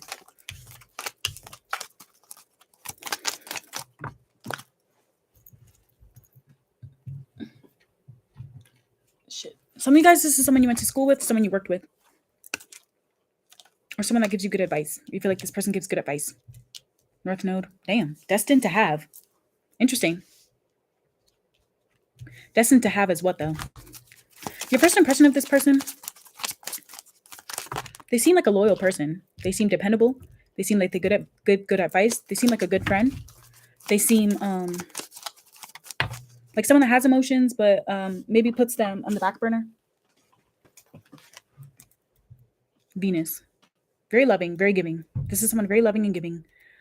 This might be a part of their life's mission to be some sort of like advice giver, a leader. Let me not say leader. More of a helper. The Hierophant to me is like they give advice. They give good advice, like life advice. They're very experienced. So your first impression of this person could be that they're very experienced.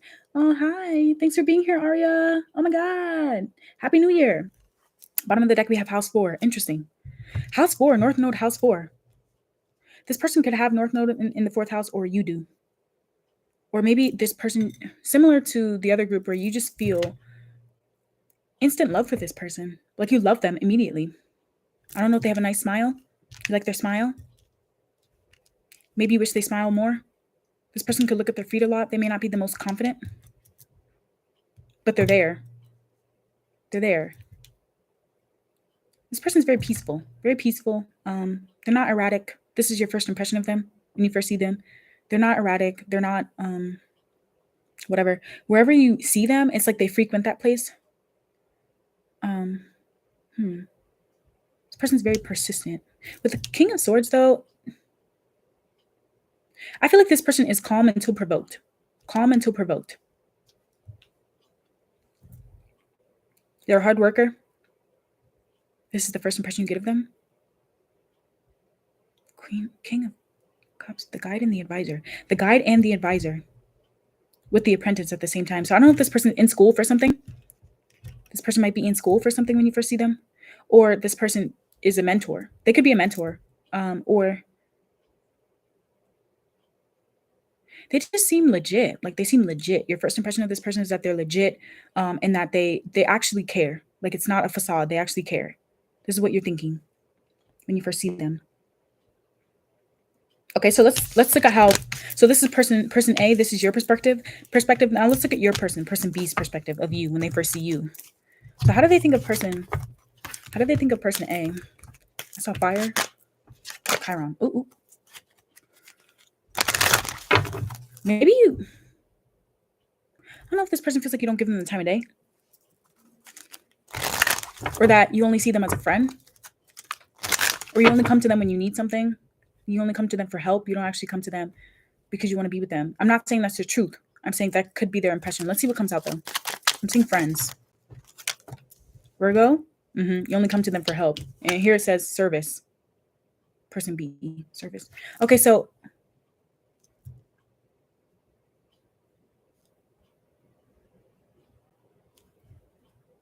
or maybe they feel like this is you. Maybe person B feels like this is you. Taurus, damn. Virgo and Taurus? I'm saying damn because I have Virgo and Taurus in my chart. And Mercury. Very intelligent. You can trust this person with your secrets. This person feels like they can trust you. When they first meet you, what's this? Jupiter, grow and expand. This person feels like you're going to have money when they first meet you. I don't know why. You could be good with money or good with numbers. This person could think that you are really smart with numbers. Like you're very calculated person when they first meet you. That's what they're thinking. That you know how to network. You know how to talk to people. You're very patient. You like the finer things in life. So I don't know if this is because they look at your clothes or you seem very put together. This person looks at you and they're like, oh, they look clean. They look very put together, very nice, basically.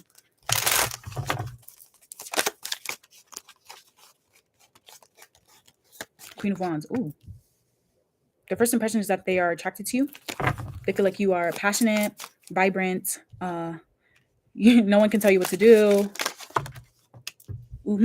You always have something to say. Very smart, like a smart aleck kind of.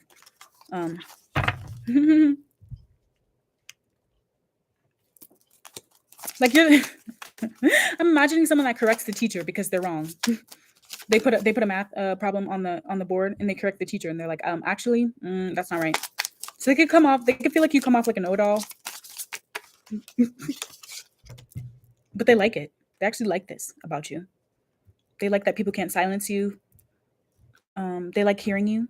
They really like hearing you. The things that you say, what's that word?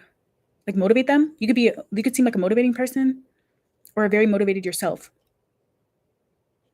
You are a leader. Like you could give good speeches or something like that. This is their first impression of you. Person B's first impression of the viewer or person A, depending on who you resonate with being here. They feel like their first impression is that, damn, wow. Like, it's like they say one thing and then people just do it. Like they get what they want, basically. Their first impression of you is that you just get what you want. 5 of Pentacles. You could be poor, but they feel like they're not going to be poor for long. Or they feel like, I heard too slow, catch me if you can. This person has a lot of passion for you, like physical passion for you. When they first see you, they think about your looks. You are their type. You're their physical type in this group. Their first impression is that you're their physical type. But as they hear you, maybe they hear you talking to someone or something like that. With the Nine of Cups, though, very similar energy. You are like this person's when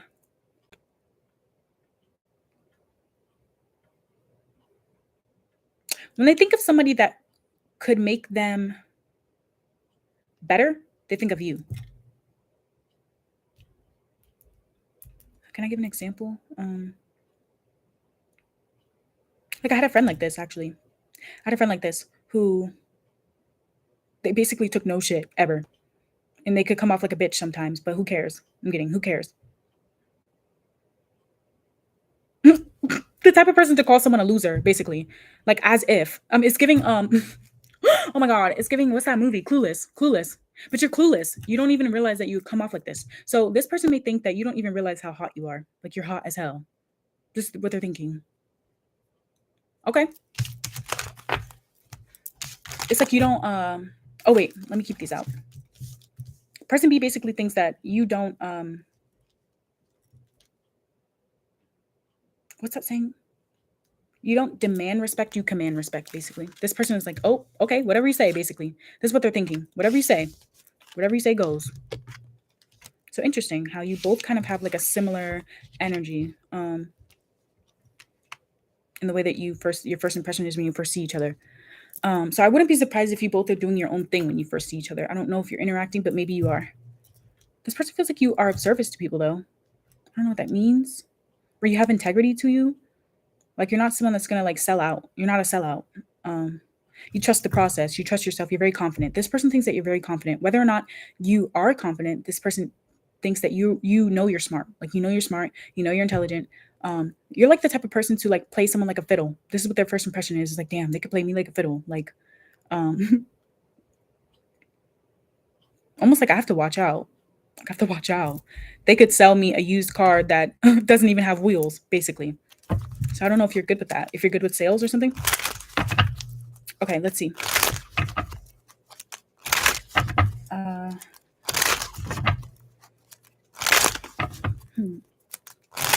Tell me more about the first impressions. Person. What's person A's first impression? Lightning. Uh-oh. So person A is shocked by person B as well. Kind of like a tornado as well, but in a different way. Maybe it's because person A or person B is different than person A. Ooh, photograph. Bottom of the deck says girl talk. Yeah, I feel like person A just sees person B as a friend in the beginning. But it's like they miss them when they're not around for some weird reason. They feel like for some weird reason, I'm like, I want to know what they're doing. Where are they at? Usually I feel like person A may be worrying about themselves. And then they're all of a sudden like, where'd that person go? Have you heard of them? Like, have you heard from blah, blah, blah? That sort of thing. But this is more so like when you first see them. So it could even be that for some of you guys, you meet online or something and you end up like looking at their page, or person A may end up like adding them on some sort of social or something. Person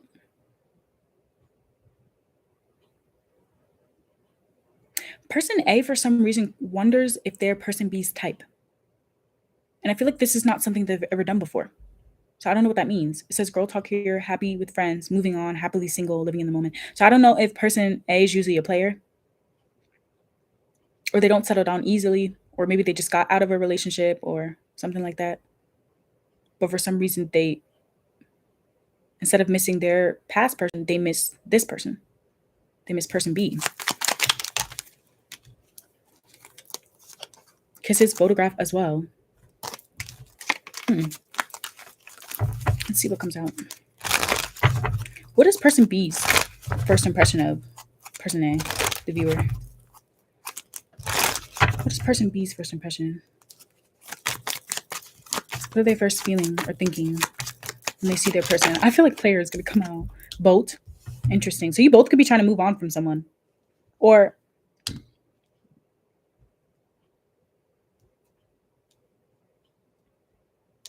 It's like person B tries to convince themselves they would never go for me. They would never want to be, they would never be interested in someone like me. So I might as well just move on. But they can't. They actually can't. It's like they're almost upset. Let me see if the sunglasses coming out. Love. Oh. Unconditional love. Person B loves the way that person A speaks. I don't know if it's an accent. I don't know if it's your lips. Like maybe they like your lips or something like that. It's like they listen to you when you talk. Engagement ring. Uh-oh. Yeah, that's what I said. There's a starking difference here. Person A is kind of like, oh, they seem like a cool person. I want to get to know them. Let's just have fun. And person B is more like, I have a crush. Like person B like has a crush on them, like almost like immediately. This person B could be sapiosexual. They could be sapiosexual. I don't know why I'm imagining someone doing improv or something. Or like something creative. And they see this. I don't know if someone dabbles in like the arts or something. Interesting. And when I say creativity, creativity can be a lot of things, by the way. Like oh my God, I hate when people are like, I'm not creative. I don't paint. You don't have to paint to be creative. Like you can be creative with solutions you come up with. You can be creative in the way that you go about your career path. You can be creative in the way that you decorate your house. Like you can be creative in a lot of ways. Okay. So just keep that in mind. But I feel like person B, like they look at person A and they're like, they see the world differently than I do. They navigate the world differently than I do. And it's like attractive. Okay. All right. Let's get this deck. What else?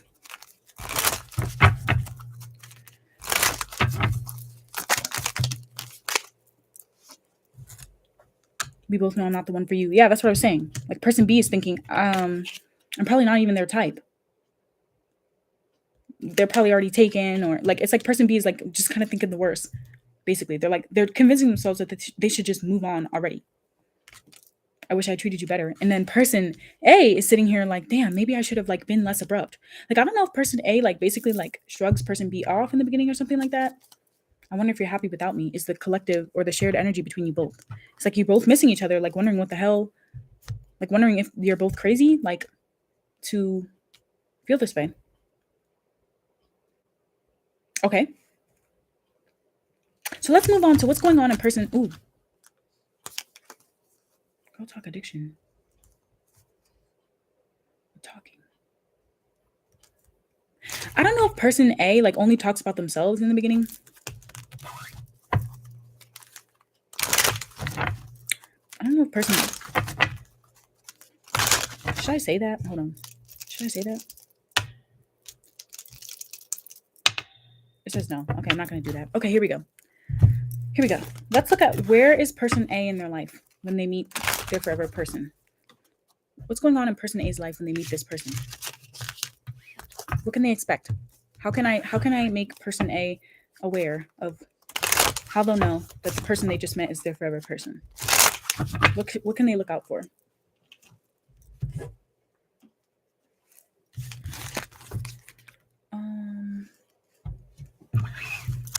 Let's see. Our Hierophant people. I'm sorry if anyone is like really sensory sensitive. I know that probably was hard to just watch, but okay, here we go.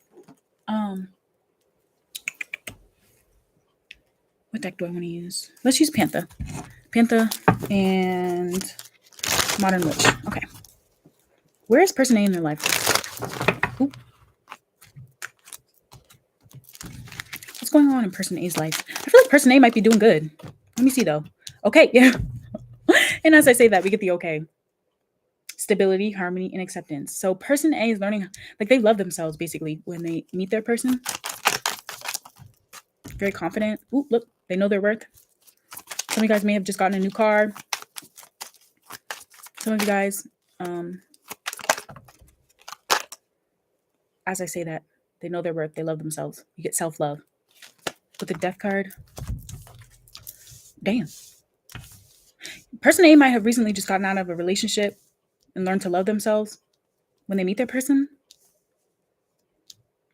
For some of you guys, maybe this person's Real estate. Real estate. I did say someone could be in sales, and here we have a real estate. But wealth, investment, and mega project. These are more cards than I was looking to get, but here we go. I feel like not everyone's gonna resonate with every single one of these cards examples for like what's going on in your life. So just take what resonates for this group. Okay. Why is life going good? There's something in person A's life that's actually going well for them. What's that about? Or what is that when they meet this person? What's going well for them when they meet their forever person? Uh-oh. Oh, okay. I lied. You're acting like everything's okay, but it's actually not. So person B cannot tell that person A is actually not as confident as they appear. Maybe there's something about social media. I'm seeing a red car. It doesn't have to be red, though. Tell me about the worth. What is person A thinking about their self-worth when they meet their person? Ace of Wands. Aww. Aww. I feel like when person A meets their person, everybody just wants to be with them because of how they look physically. But person B is not like that. Person B actually likes their person because not because of their body or not because of anything like that, but it's because like I said, they could be sapiosexual. It's like the way that they think, the way that they view the world is actually what attracts person B to person A. Tell me about the death card though. This says endless harm and inevitable. So I don't know if something happened recently. Either this is a change in like yourself, person A, or this is a change in like someone actually leaves your life. Ooh, Ace of Pentacles. One door closes, another door opens. So when you meet this person, someone could already be in a relationship. Person A could already be in a relationship when they meet their person. Or they could be ending a relationship. Or there could have been a hanged one. To the Queen of Cups. What's this? The Strength card. Oh. Person A is learning to like have real self-worth when they meet their person. Person A is learning how to have real self-worth outside of their body, outside of their money, outside of their looks. Let's talk about relaxation. Why are they chilling? Person A is chilling when they meet their person. Or they appear to be. Why though? It says peace, tranquility, and easiness. I heard I could do this shit in my sleep. I don't know what you're doing. Somebody's like a bit cocky. Let me see. 8 of Wands.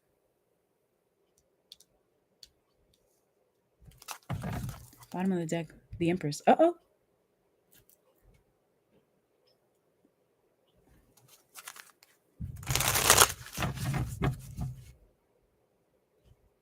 Oh, I'm hearing I don't chase, I attract.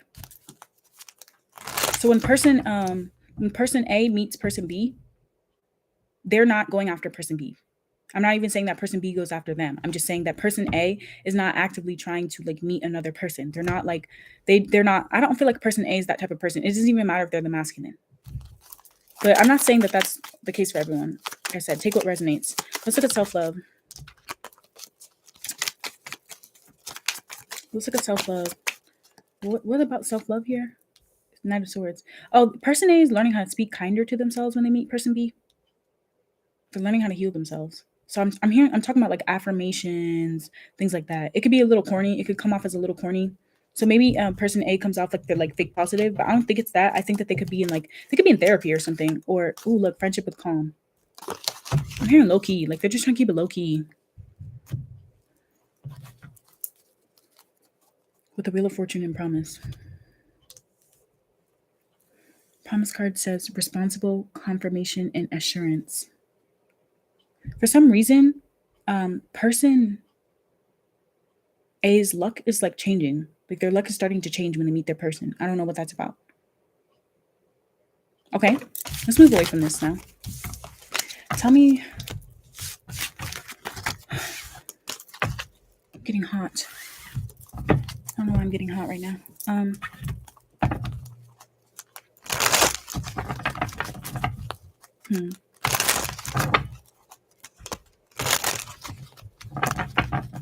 I heard confusing and time flies. Time flies. So I don't know if it's like you know this person for a really long time before you guys actually start to get to know each other.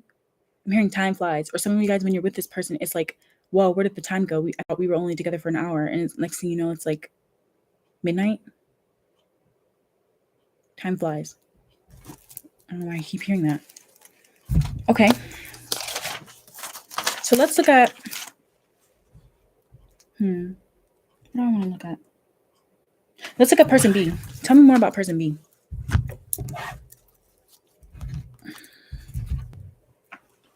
Let's move over to using light seers. Can you tell me about person B?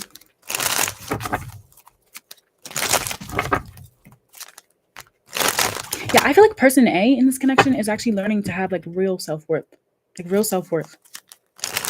Outside of like what they have, how they look, the clothes they wear, how smart they are. Like for example, like you don't, how can I say this? Like let's say someone was raised to say, like a woman was raised to say that like a good woman does X, Y, and Z. And because they physically cannot do X, Y, and Z, they could feel like they're not like they don't have any self-worth. It's like they're learning how to have worth outside of what like they're supposed to do, what they're supposed to be, what is like the standard, like the beauty standard or this or that or whatever. They're learning that.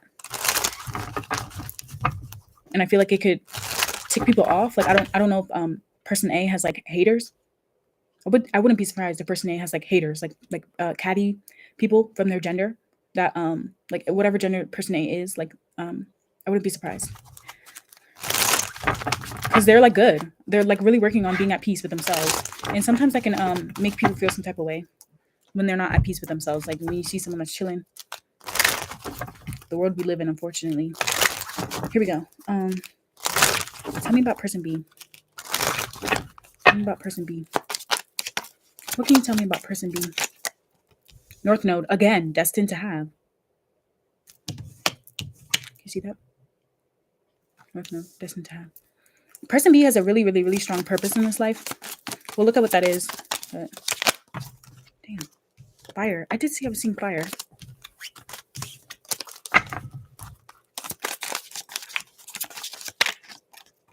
Uranus. Oh my God. What is going on here? If you guys watch, okay, if someone here is watching from the other group, this one came out in this exact same position. That's why I'm saying, oh my God, for the other group. But okay, let's see. I heard shapeshifter. Why did I just hear shapeshifter? Trine, angelic support, harmony, and perfect flow. Bottom of the deck, we have air, open-mindedness, objectivity, and learning. Person B is the type of person to make people see things in a different way, like on a larger scale. I don't know what that means. Like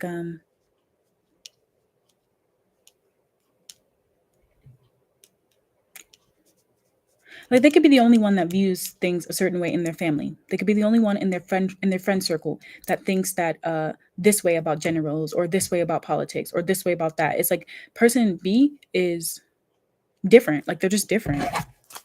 They're really different. The way they think is different. The way they learn is different. They could have like some sort of learning disorder. Maybe that's why they're so in awe of like person A. King of Pentacles, Five of Cups. Oh.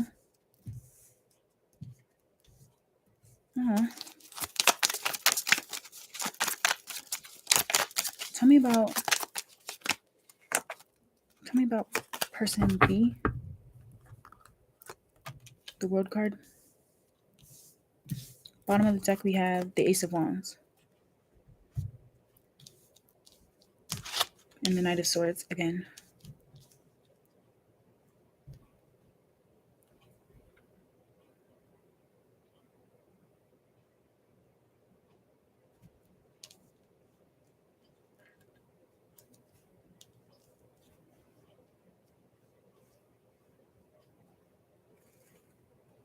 Sorry, I'm trying to channel.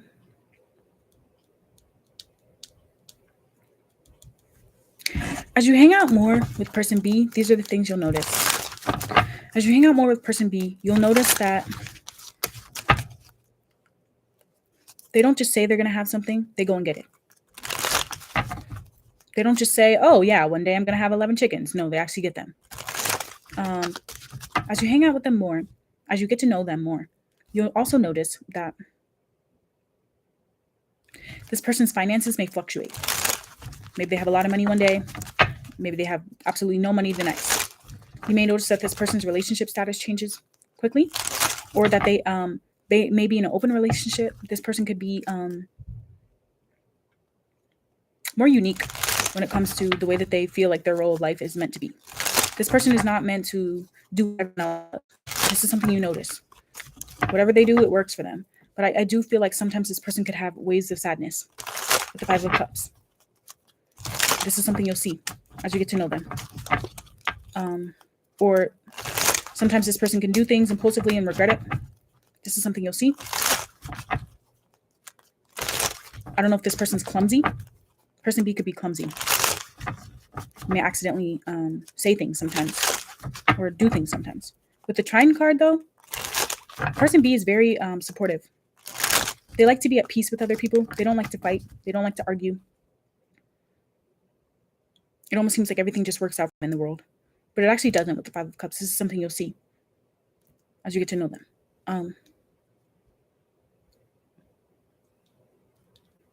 This person is very open-minded when it comes to sex. Person B. So people may call them like frivolous or something. I don't think that's really the case. While others of you, you'll notice that person B may have some insecurities when it comes to sex. They could not be as open-minded when it comes to physical, whatever. Tell me about person B. Tell me about person B. I'm getting hot. Hold on.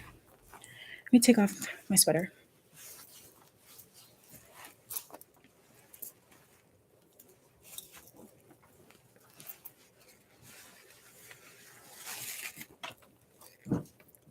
Person B. Ace of Cups. Aww. Person B may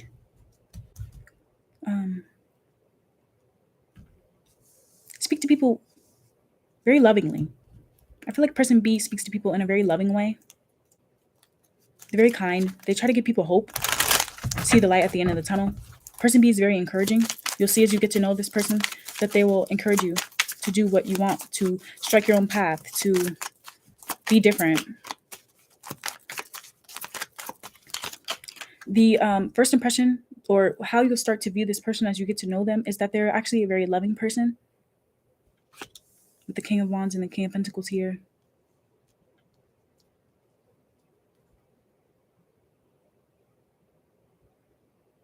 They could have a controlling parent.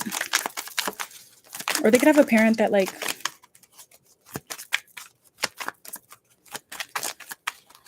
can be selfish sometimes. The parent might be selfish, or their parent might be attractive for some reason. Like, I don't know if they wear like nice clothes or something like that. But there's something about like their parents' reputation that comes through, whether it's that they're rich, they're very charming, they're very seductive.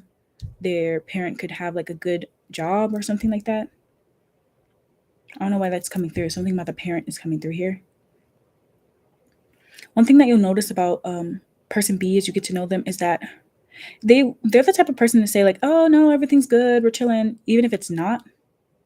So they appear more confident than they actually are when it comes to processing their emotions. Or it could just be that when person B processes their emotions, it's like they process them like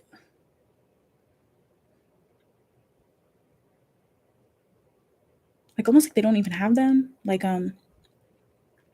why even worry about that? Why even whatever? Like they just shrug things off. Nine of Pentacles to the Five of Cups.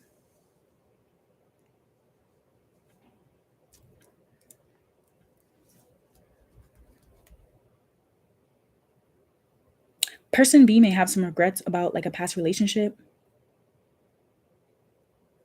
Or they may worry a lot about their independence and like if they'll be able to support themselves, especially if they have like a certain type of relationship with their family, with their parents. Person B could be very independent, like hyper independent. This is something you'll notice. You get to know them. They're very humble, but at the same time, like there's something different about them.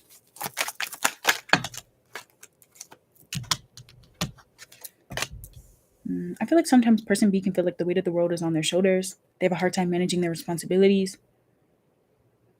Whatever that looks like. Queen of Swords. They're very smart as well. This person is a good match for you mentally. You may, as you get to know this person more, find that you really love the way that they communicate their views. This person B could be a little bit feisty or a little bit like cold sometimes. They could come off as cold sometimes with the way that they speak. They're a straight shooter, basically. Person B is a straight shooter. They don't beat around the bush at all. At all. This person B could have lost a parent.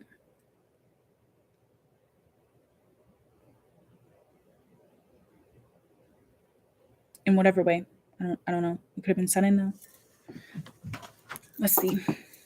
What can I say? Let's keep looking. Tell me about card number 2 and their forever person. What can you tell me about card number 2 and their forever person?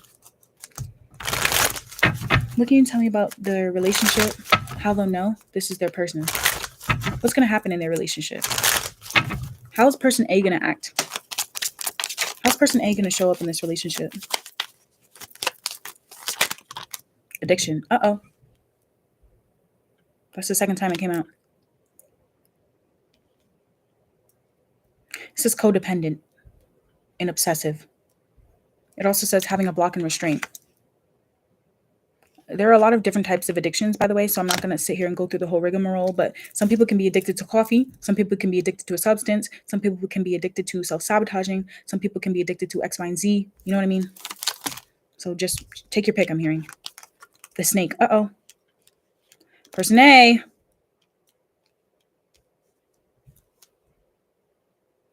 Person A could be a player. They could have a hard time like getting out the game. I don't know what that means, getting out the game. What's interesting though is that they unconditionally love person B. They fall in love with person B. They could have a hard time admitting that they fall in love with person B. It's almost like every time person B or person A starts to feel the intense love feelings that they feel for their person, they do something stupid. This could be something they do. They mess things up. Yeah, as I say that, we have outdated thinking, conditioning, and replaying events over and over in your head. So I don't know if person A has been told something like, you ain't shit, you're always going to be like this, you never care. And so then they end up just start doing it anyways. They end up start like acting like they don't care even when they do. Healthy choices. And then eventually they decide to make more healthy choices, like I said, and learn to love themselves and be happy with what they have. So I don't know if it's that person A has a hard time, like they have grass is greener syndrome in the beginning. Passion. Person damn, y'all might be a sex addict. Person A might be a sex addict. Or they just feel an insane like physical attraction to their person. It's almost like they have to have them. They have to have them all the time. But at the same time, it's like they have grass is greener syndrome sometimes. I feel like, but they find out very quickly that no one else compares. It's almost like person A is like a researcher where they feel like they have to check out this person and that person, that person, that person. And then they find out, no, it's actually not better over there. Heart with the key.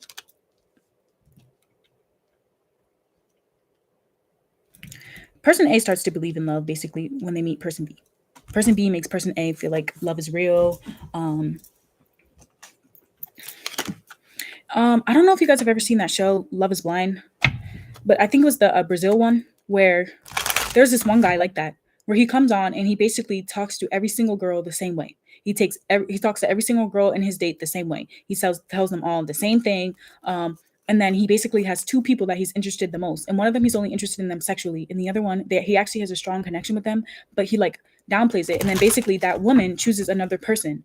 And then he gets upset that the woman chooses the other person or whatever. And then he gets stuck with another woman who he doesn't even want to be with. Because he was like keeping his options open. He wasn't being real. Like he was lying the entire time, like about who he was. And every time he would get caught in a lie, he would just like deflect or something like that. But basically, later on in the show, they end up getting married or whatever. I think they end up getting married. But later on in the show, basically, he does this like speech where he's like, yeah, she basically changed me. Like, I don't know why I used to do shit like that, whatever. And what's crazy is that man actually was raised by a grandmother who would never have like basically would have like got her chancla on him if she knew what he was doing. So how does person B act? We have both. Yeah. the thing is that person B, they have a hard time letting go of person A when they have these bad habits. But I feel like there's a reason why, obviously, because this is supposed to be your forever person. So tell me more. Tell me more about person B. How do they act in the relationship? Addiction. Oh, so the problem is that person B actually they like players. They actually are attracted to players. So I wouldn't be surprised if someone in their family is like this, like one of their parents was a player at some point. Hmm. You both are equally obsessed with each other, by the way, equally. So this is one of those relationships where like it's kind of toxic in the beginning. You guys have to grow up together or grow up. Yeah. Look, person A starts working on themselves though to recognize that they do deserve like unconditional love. That person A, or I'm sorry, person B works on themselves. It says take time to heal, so I don't know if there is some moment where person B has to do this. Because I did say earlier that person B could be a catch and they don't even know it because they assume that person A wouldn't even be interested in them more than just like sex. They have to heal a part of themselves that only thinks that way. So I don't know if person B has been like taken advantage of or something like that before. Like they've been played before. And then it's just like this bad cycle that they get stuck in all the time. Interesting. Abundance. I feel like person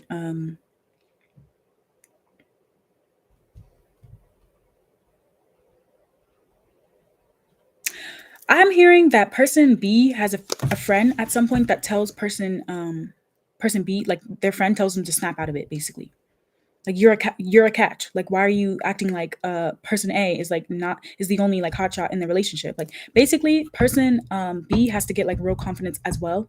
But I feel like person A can have like a superiority sort of energy sometimes. But that a superiority complex actually comes from feeling inferior. It's just a different manifestation. Whereas person B may have an inferiority complex where it's like they think that other people are better than them,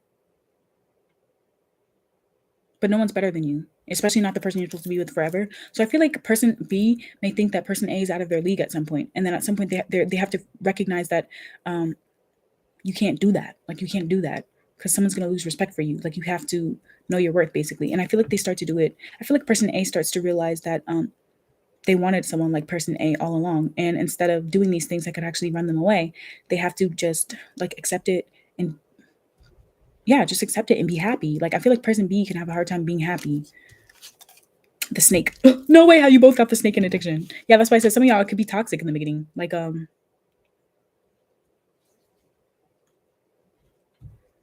none of you guys maybe in the beginning you both are wondering if the other person is with another person. Maybe you both have been cheated on in the past. Maybe you both have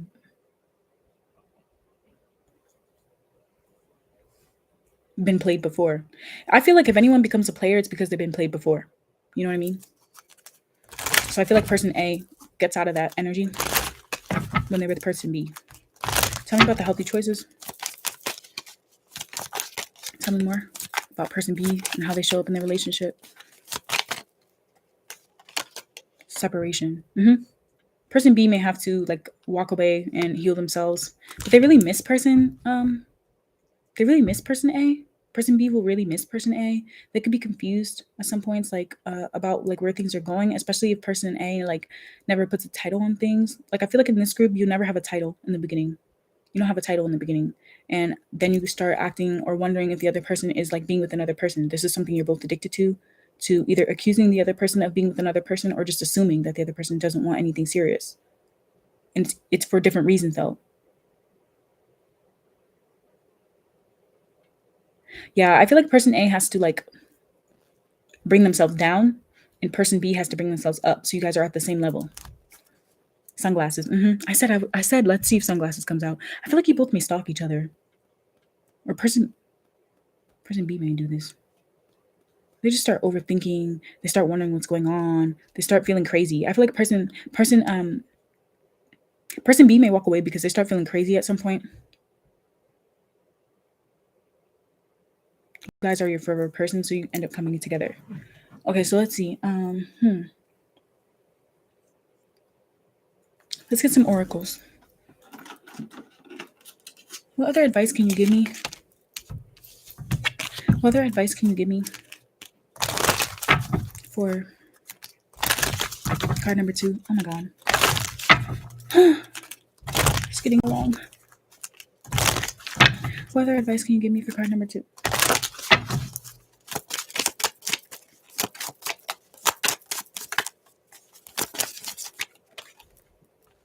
Wait. Yeah. Your advice here is to not just person B, your advice is to not move on so quickly. Don't give up so quickly, basically. Don't give up so quickly. Don't start questioning your worth so quickly, basically. When you start to think another person like is too good for you, you start doing things to push that person away. So that's the advice here. Let's see. Romance. Okay. Add a title. If you want to be together romantically, you need to add a title, basically. I feel like in this group, you guys may put so much emphasis on the physicality of the relationship. It's not supposed to be like that.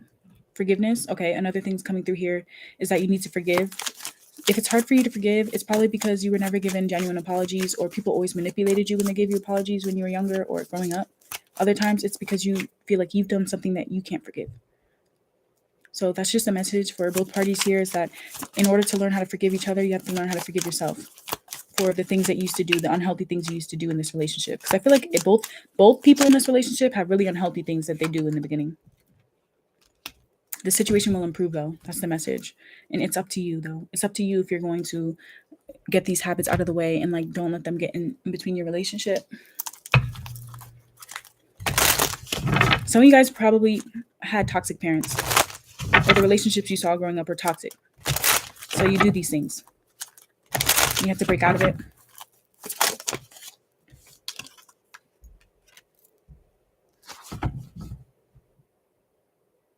This could start sexual. The relationship could start sexual.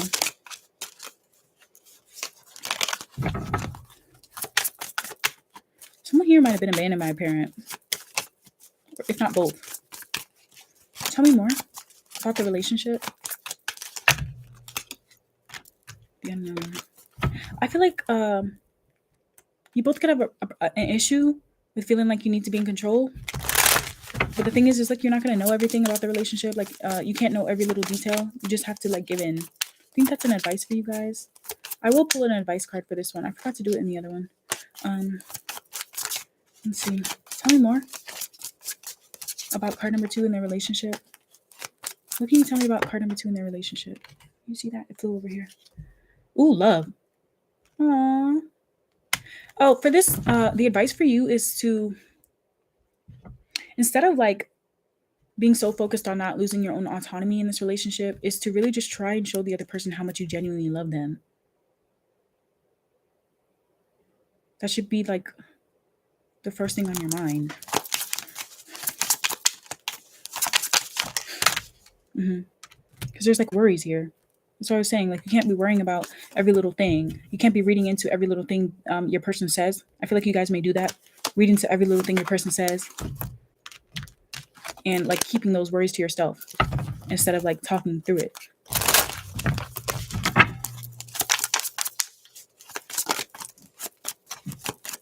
Let's get one more from this deck. 4 of Pentacles. Yeah. I feel like you guys may keep your feelings to yourself, how much you actually love each other in the beginning. Your advice is to not do this. Your advice is to not act like a player or that you don't even care. Your advice is to actually open up and be vulnerable with one another instead of just having sex. Some of you guys, your advice is to not have sex immediately with this person if you haven't met them already. Your advice is to not do this. Even if you feel that attraction towards each other, your advice is to wait. Let's see. Give some more advice for card number 2. Just one, please. Just one. The existence of us is transient as autumn clouds to watch the birth and the death of beings, looking at the moments in the day.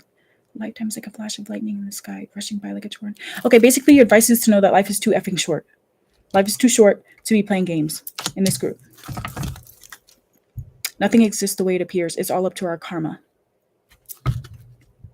Yeah, so forgive yourself, basically. Forgive yourself, basically. I don't know what either of you done. Forgive each other, forgive yourself. Let's get one more advice. Let's get one more advice. Oh, actually, I lied. Before we get that advice, can I get some more cards to describe the relationship? I feel like you guys are going to be like the type, once you guys can go overcome these things, it's like you don't even care about anybody else but you and each other. Like you and your person. I feel like you both are going to get tired of being a player. You both are going to get tired of keeping things like sexual. You both are going to get tired of acting like you really only want something fun. Look, slowing down, which to me is like settling down. So I feel like you both could have lived like a fast life at some point. That's going to change. It needs to change, by the way. So, different energy for sure in this group. The Creator, which is the King of Wands. There could be a power struggle at some points.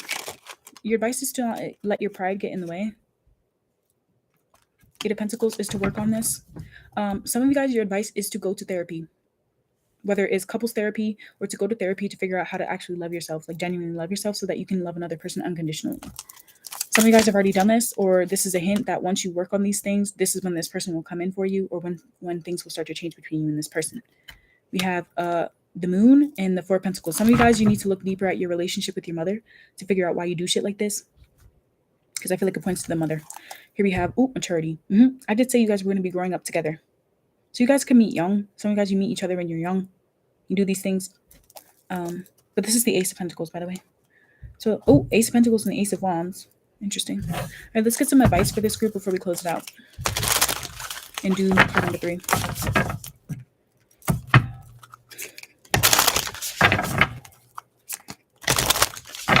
What's the advice for card number 3?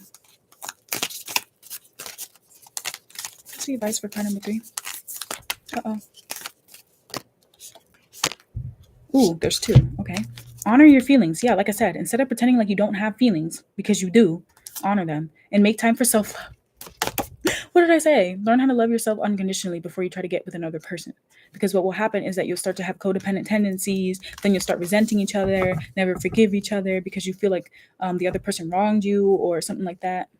The truth of the matter is that you both need to work on this. Go for it. Some of you guys may hold yourself back out of pride or whatever. Your advice is to not do that in this group. Okay, cool. I like that.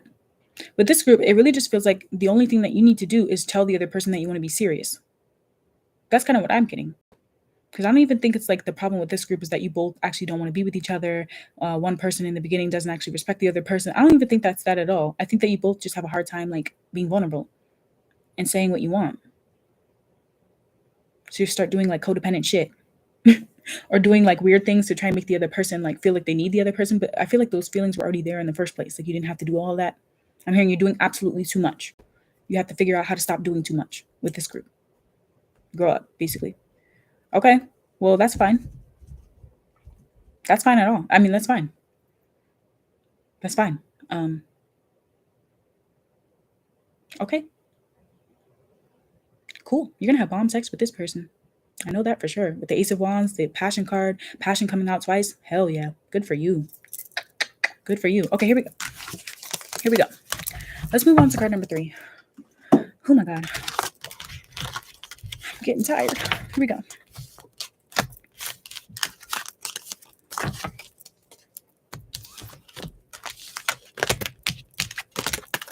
All right. Spirit, can you get me ready for card number 3? What do I need to know about card number 3? And their relationship with their forever person. What's going to come out for card number 3?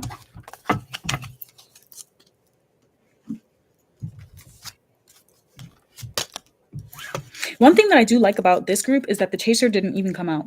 So I don't even think it's like that. I actually don't like when the runner and the chaser comes out because I feel like those sorts of dynamics are the hardest to break out of. They really are. Because they stem from like childhood. I feel like with this group, it's actually because you both have been played before. Like, but I mean, correct me if I'm wrong, because I did see someone in this group did have like a difficult relationship with their family, but or maybe just one parent. For some, like the masculine could have something to do with like their, actually, I don't know. Someone here has like a judgy mother and someone here has like a controlling father or maybe a father that was just like a player. So I feel like the masculine could have been shown by one parent to be a player. And then they meet their match. Then they feel like, well, I should have just stayed that way.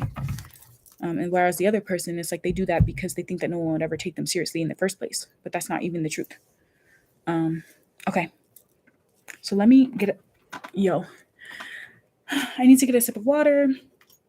I need to put the timestamp for card number 3.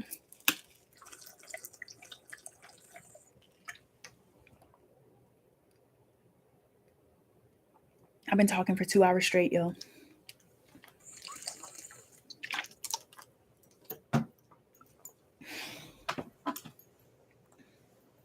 Here we go. Timestamp for card number 3.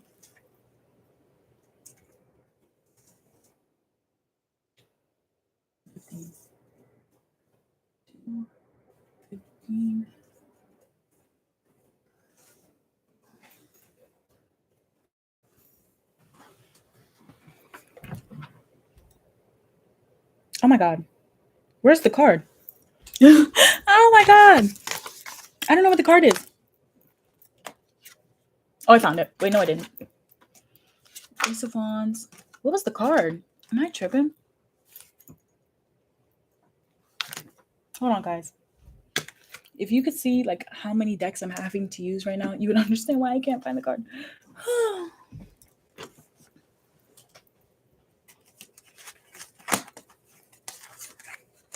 There's the Hierophant, the Ace of Wands.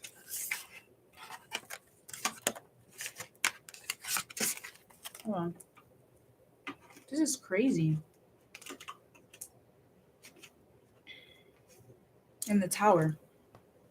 Of course, the Tower card is going to be the one that shakes things up. How do you lose that? It's literally a giant pink card. I'm so amazed at myself right now. How did I do that? Like it's missing an action. Did I put it in the deck or something? Hold on, guys. I think I'm tripping.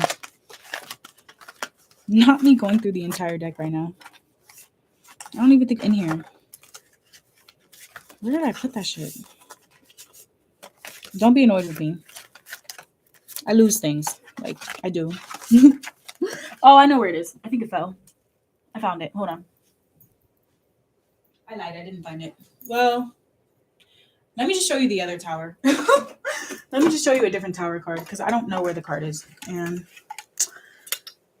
it's a big deal. Oh, I found it. Oh, I found it. Sorry. I actually found it. Here we go. That is so crazy. Damn, you don't even see what's right in front of you in this group. I'm seeing the 4 of Cups. So maybe this is like one of those groups where it's like you're blind. Like you're blind. Here we go. The Tower, card number 3. This is your reading. We're going to be looking at your forever person. In this reading, I'm not here to help you keep an open mind when it comes to your partner. I'm here to simply show you who your forever person is going to be. It is your job to decide whether or not you want to accept the messages or not. But either way, I thank you for being here. Love you lots. Happy New Year if you're finding this around the time of the New Year. There's something surprising and shocking about this relationship. So let's dive deep. We're going to be looking at how you'll know who this person is. So I'm not going to be looking at like, oh, how old am I when I'm going to meet them? No, we're going to be looking at like where your life is when you meet them, how you'll know this person, like how you know who it is because I'll be describing how you feel when you first see them.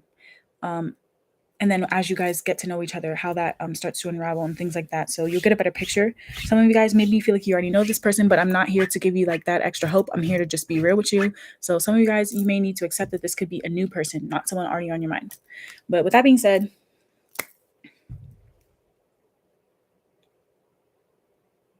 let's get going. Let's get going into the reading. Can we look at first perspectives? I'd like to know how. Oh, another thing that I wanted to say was thanks for being here. And if you want to join the channel, don't forget to subscribe. We have Patreon and memberships where we do 18 and up readings, things like that. I'm pretty sure there's like, at this point, like almost 600 readings here on YouTube. Another 150 available with membership. And then on Patreon, you get access to all of those. So that's like 300 plus. So yeah. We're going to be looking at your first impression versus their first impression right now. And when I say first impression, it's not when you first hang out with this person. It's not when you first speak with them. It's not your first date. It's more of like the first time you see them. The first time you see them. Okay, so imagine you're at a grocery store. There's someone, a cashier that's worked at the grocery store, but you have always seen them, but you've never gotten in their line. Your first impression right now is when you first saw them, not when you first got in their line. Okay, so let's see. We're breaking this up into person A, person B. For the sake of the reading, person A is going to be the viewer. However, if you feel like you need to flip this, then maybe you need to watch a different group, or this is not your pile, or maybe you can flip it if you need to. Maybe you and your person are more similar, so that could be a reason why you could be conflicted. But I would say choose one person. Choose one person to be, person A or person B. So what is person A's first impression? What's their first impression of their person when they see them? What's their first impression when they see their forever person for the first time? What are they thinking? What are they feeling? What's running through their head? Pluto, damn. Again? I did say there was something surprising about this one. And what's crazy is the Tower energy to me is Pluto energy. You have it. You chose it. Damn. Trine? Aw. I heard power couple, power squad, power team. Some of you guys are like, we're meant to be together. Oh my God. House 4. I feel like House 4 came out in every single group, which is so crazy to me because House 4 is so like your roots. It's your home. It's your peace. It's your comfort.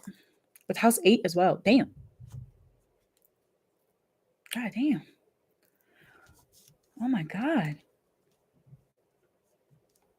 Okay. 6 of Pentacles, family. 2 of Cups, romance. And the 10 of Wands, social engagement.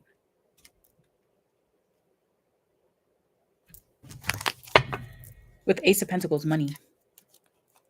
Yeah, is I was getting power couple. But some of you guys may meet this person at a place of business or a place of work or something like that. I didn't say that for any of the other groups, so I don't want you to take that quite literally, because that doesn't have to be the case. But it's more so like, I feel when you meet this person, your first impression of them is that they're very giving. They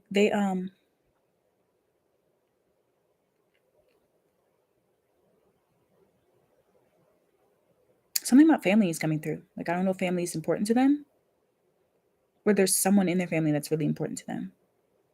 Now, for others of you, this has to do with the fact that this person would give people the skin off their back if they could. This would be one of the first impressions that you give, whether it's this person helps a granny cross the street, or something like that. Your first impression of this person is that they're almost like an angel. You never met someone as kind as them, or someone as, some of you guys, nurturing as them. Your first impression with this person is that they may scare you a little bit, but it's like a good scare, like a good interest. Your first impression of this person is that you may want to ask this person out. You actually may want to ask them out.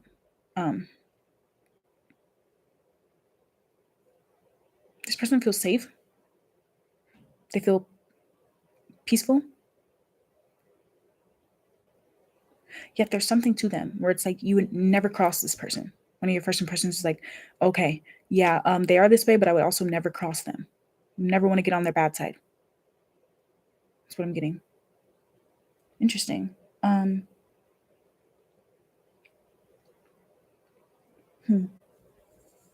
So that's how person A views them.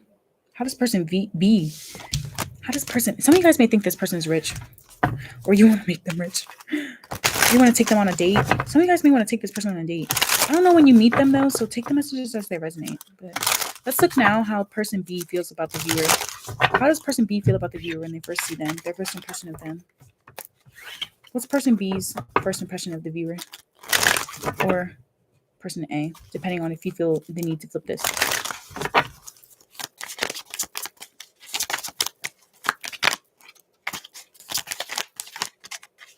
What's the first impression? House 11? Okay, so this could be a friend. Some of you guys, this could be a friend.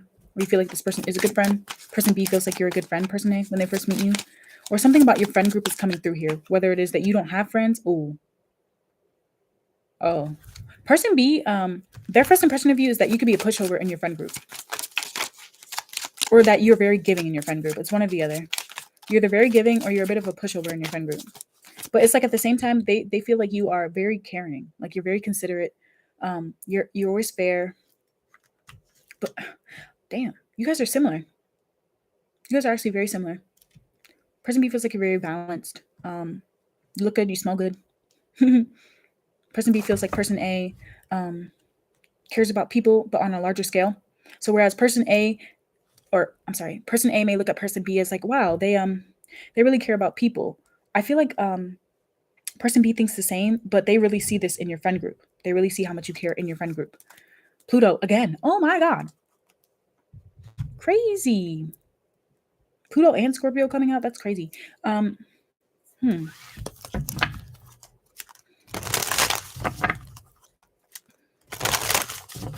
It's either that or person B feels like, how do I become friends with person A?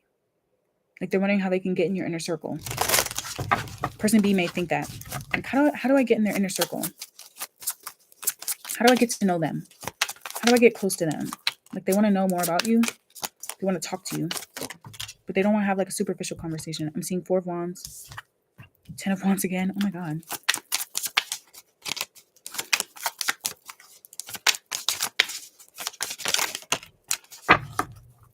Bottom of the deck is the 3 of Swords, satisfaction.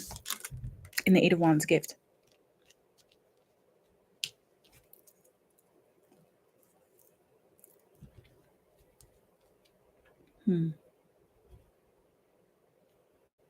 Person B's first impression is that person A has a good future ahead of them, but they have a hard time planning for it. Like they have a hard time. Okay, here's the thing.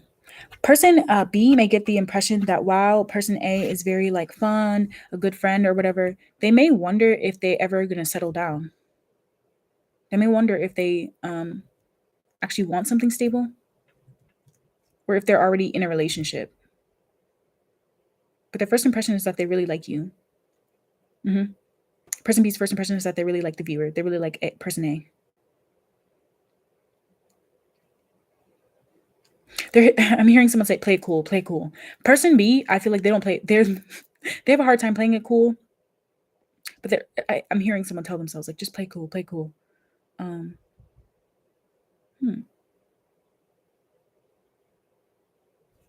about gift you. Person B is kind of like, oh my God, I just wish they would talk to me. Well, what do I even say? They're kind of intense. Person B is a bit intense, but they could be really, really, really shy. Person B could be really shy. We'll see if that comes out, though. I'm not sure. Let's see. Wait, no. I don't want to use this deck. What deck do I want to use? Let's use this one.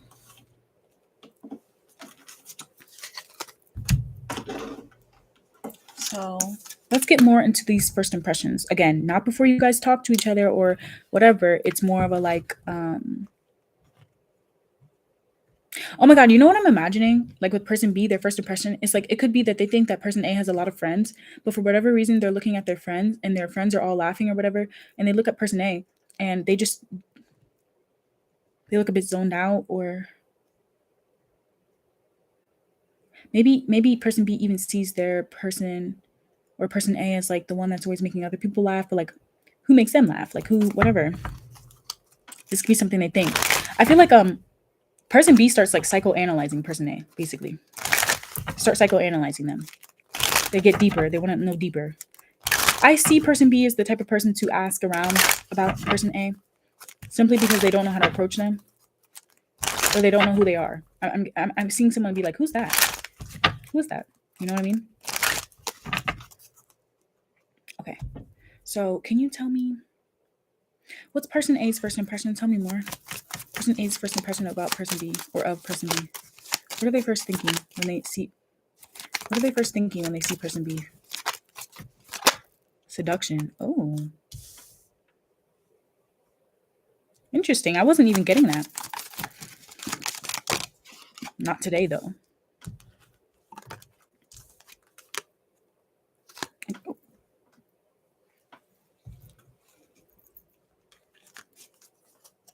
What? I don't know if person A is already in a relationship.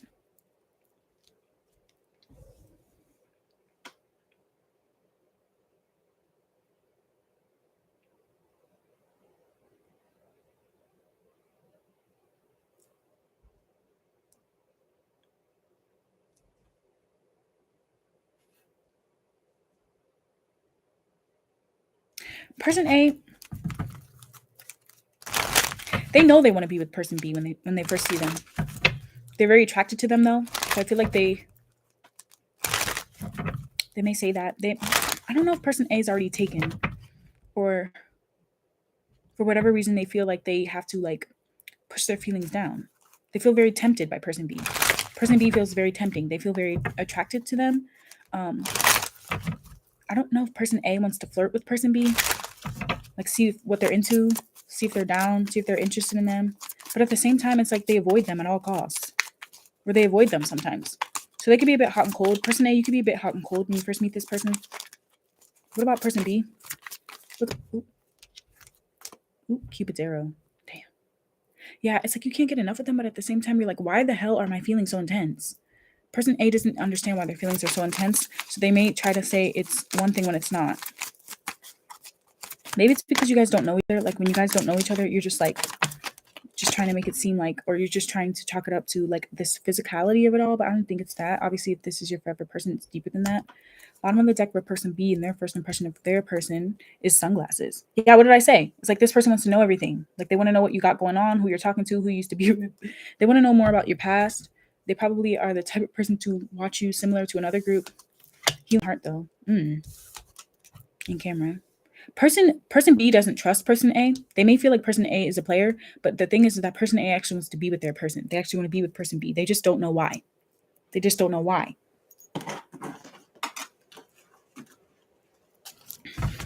Interesting. This is still angry though. So I don't know what that's about.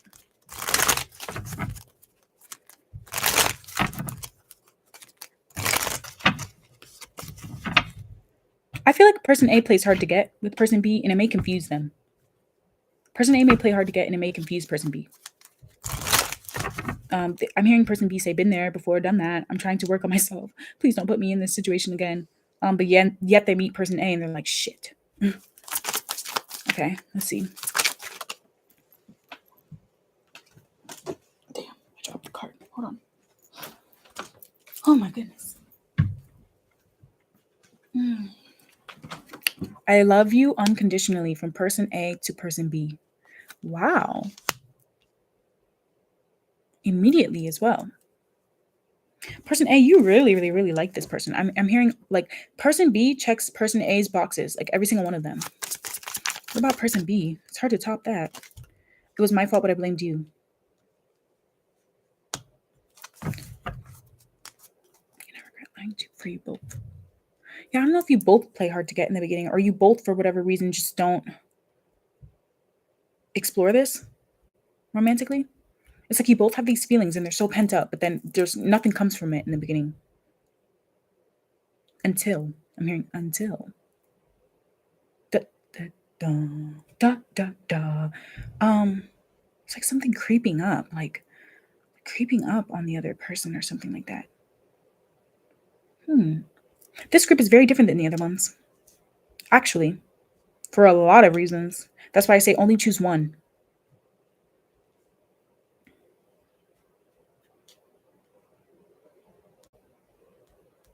It's kind of giving that energy when you catch someone staring at you and then they look away. Like you catch someone staring at you, but then they look away. And then person says like, why are you looking away though? Okay, well, I guess I'll like not talk to you. Like, it's like that sort of thing. It's like, okay, like what? Like really confused kind of energy. Okay. So let's see. Let me see more. Tell me more about person B. What can you tell me about person B? The viewer's person. What can you tell me about person B?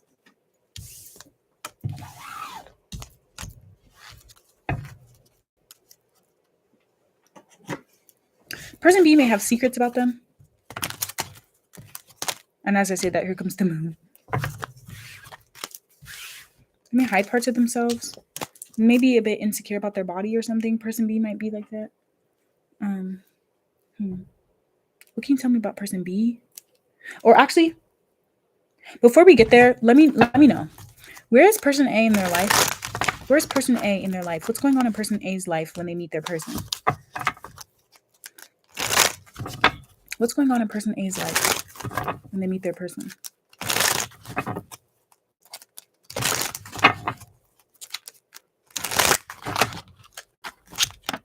Apology.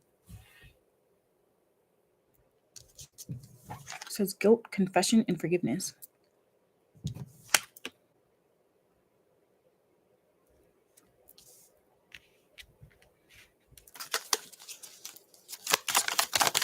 What's going on in person A's life? Triumph, though. Success, victory, and achievement. Oh, person A has really high highs and really low lows when they're meeting their person. When they meet their person, they're going through it. But it's like illness. Oh, when person A meets person B, they could be going through some sort of like mental illness struggles because it says disease, weakness, and fragility. Whether it is physical illness or mental, but it feels mental here with this woman crying, and then here he's smiling, and then she's in bed like with her teddy bear. So person A may scare person B off at some point. Let me see. Yeah, and as I say that, it literally says disappointment, isolation, and dullness here. So I feel like person B may not realize this though, but that person A is actually really going through it. They're having a hard time like getting on top of. They're having a hard time. What's that word? Getting a hold of their emotions. Like they could be going through mood swings when they meet their person. A lot of mood swings. Promise though. Promise. They could be going through a breakup when they meet their person. Or they could be with someone that literally like makes them feel this way. Like really high highs and really low lows when they meet this person. Schedule. This person could be really busy. They could be working really hard when they meet their person, trying to work towards some sort of goal, but they're doing it all alone. So they're really stressed out and like sad when they meet their person. Let's see what else. What is person A's life like when they meet their forever person? How will they know? What's their life like when they meet their person? How will they know? How will they know?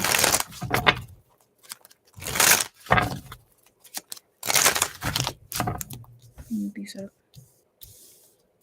What's their life like when they meet their person? Readjusting. I just said readjusting. I don't know what that means. It feels like they're trying to get something off the ground, whether it is they're working hard. Oh, damn. As I say that, there's the Knight of Pentacles.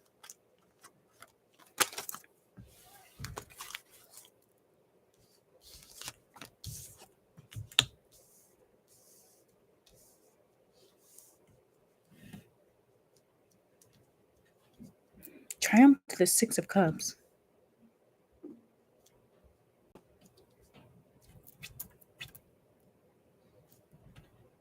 I feel like person A is working on being more authentic when they meet their person. Like, instead of pretending like everything is okay. Loneliness with the Five of Wands. There's a lot of internal conflict that person A is dealing with when they meet their person or when you meet your person. So you're not going to be on top of the world when you meet this person. You're not having the best time when you meet this person. You could be feeling lonely because you have been having a lot of fights with people, or maybe you've just been second guessing yourself a lot when you meet them. There's something about an apology and forgiveness and stubbornness when you meet them. Promise and the Queen of Pentacles. Some of you guys, when person A meets person B, they're in a relationship with someone that they're constantly fighting with, that makes them, confuses them. I'm hearing confuses them, leads them on, makes them feel weak, judges them. Damn, I feel bad. Because I feel like this may not be apparent to person B in the beginning. With the Nine of Cups. Basically, person A, when they meet person B, they're trying to be happy. They're working on how to be happy. They're working on overcoming their like emotional issues when they meet their forever person. So they could be going through a lot. As I say that, there's the Queen of Cups, emotional issues with the Queen of Swords. I'm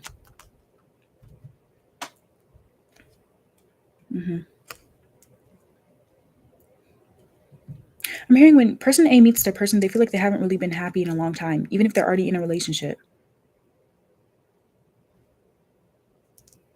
Or even if they have everything, it's like they still feel like they're unhappy.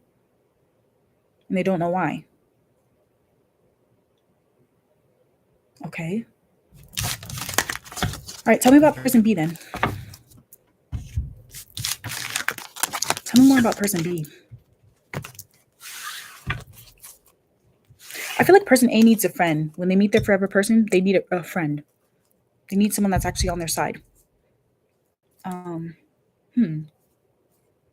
Okay. Tell me about person B.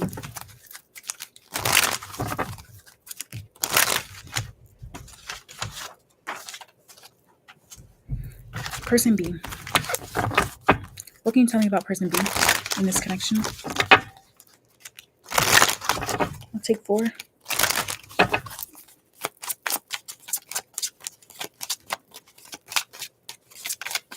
What can you tell me about person B?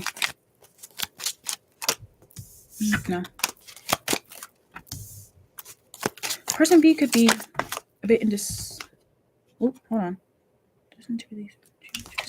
Person B could be like giving up on their dreams, or they may do this sometimes. Like they really want to do things, but they may like give up on their dreams. I don't know why. So I feel like person B has a lot of compassion for person A when they meet them. Like they see what they're trying to do. They see how difficult things are for them.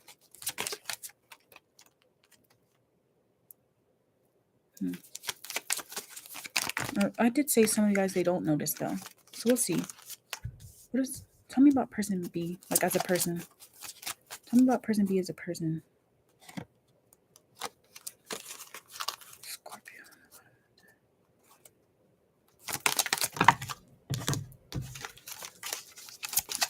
Wait, hold on. Tell me about person B.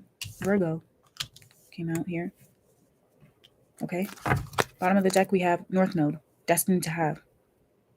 There are a lot of similar energies in this group. I feel like person B is a good hugger. When they give people hugs, they feel safe with them. They feel healed.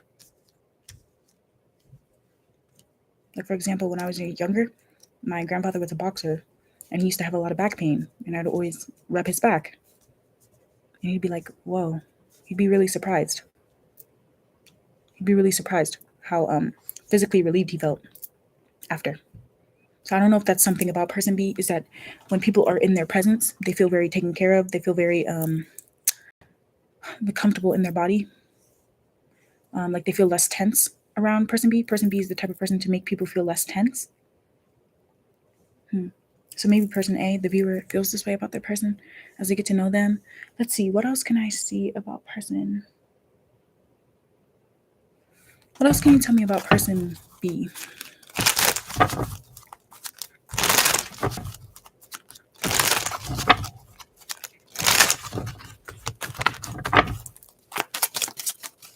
What else can you tell me about? Ooh, Queen of Pentacles. Damn. Some of the groups are so similar. So I am seeing like in these groups, there's definitely like a difference in the masculine and feminine energies. That doesn't matter your gender.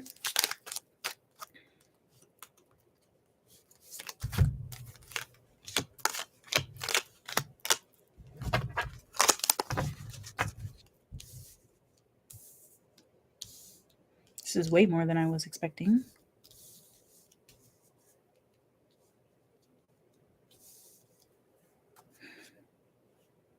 Hold on.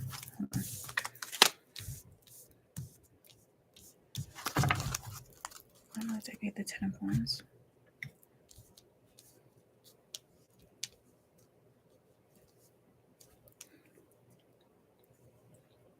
People in person B's life, like particularly in their family, really cherish them. There's someone in their family that really cherishes them. Either that or they really cherish someone in their family. Or maybe they want a family. Maybe person B has always wanted a family. Person B is very loyal. They really cherish what they have. The people in their life, they really care for them. And they come off this way. It's very apparent that they are this way. They come off as very poised, elegant, put together. Not someone that you just like have a good time with. They don't come off like that, actually.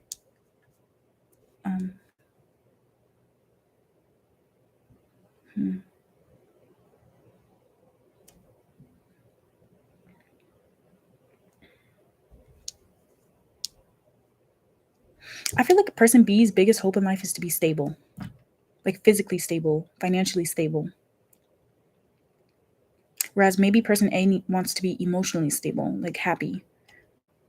I feel like person B makes person A happy, or they can make them very happy when they're going through a tough time.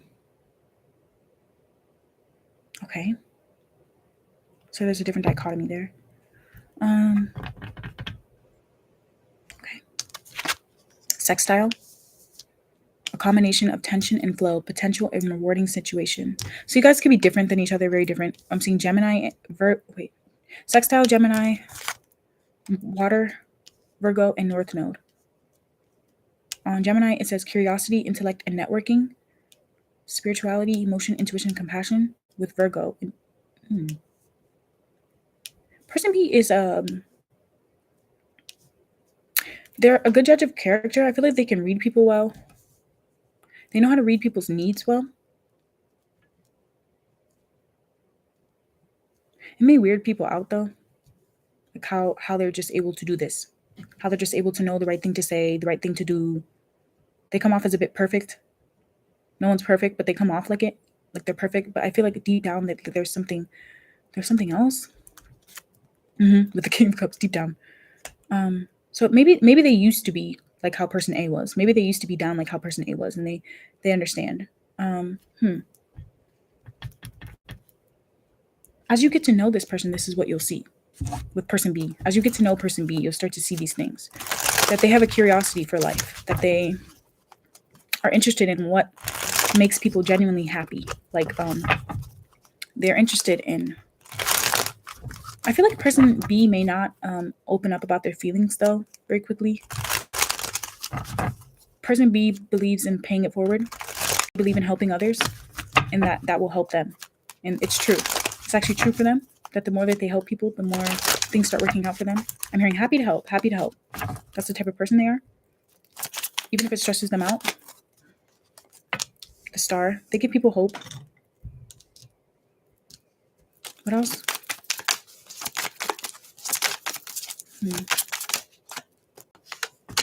King of Pentacles. Yeah, I did say person B's dream is to, with the King and the Queen both, their dream is not only to be in like a stable relationship, but to also be stable physically, financially, all of that. This is something you'll see as you get to know them. That they actually, it's like they're not materialistic. They're not superficial. They don't want what everyone wants, basically. They want what they want, what's theirs. Page of Swords. What's interesting about person B, though, even if they don't open up, they know how to talk to people to get them to open up. What else? And it comes off as friendly, though. It comes off as just like, yeah. And as I say that, here's the Two of Cups. Person B believes in soulmates. They believe in finding the right person. The Hermit. But they're introverted. They could be a little shy. Person B could be a little shy, or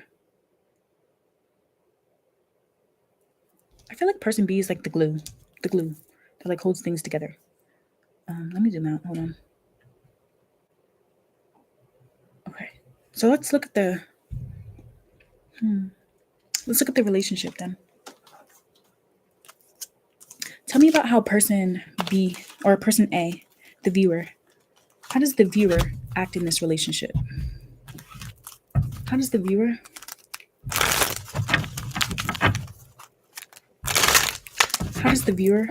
act in this relationship? Oh, damn.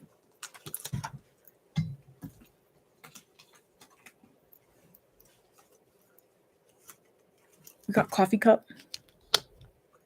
Some of you guys start as friends. Like person A, like I said earlier, it's like they just want to get to know them. Person A does that. they try to get person B. This could be something that person A notices, is that person B is always like there for other people, but that they never really talk about themselves. Camera. Learn from the past, make mistakes.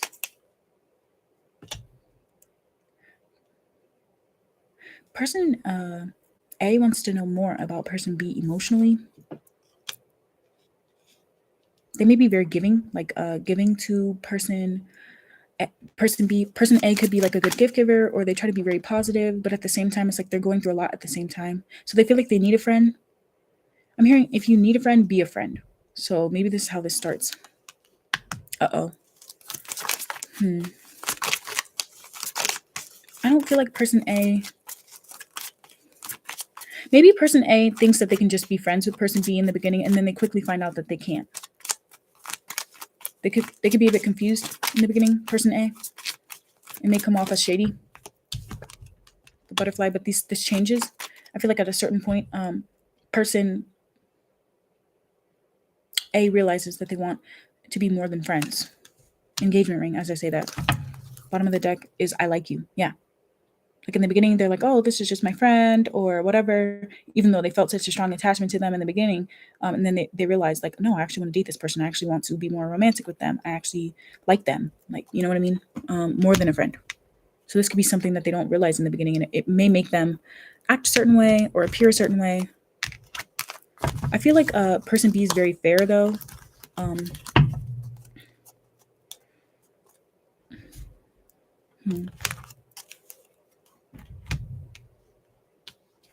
Let's see. How does person B act? How does person B act? I keep hearing insecure. Why you gotta be so insecure?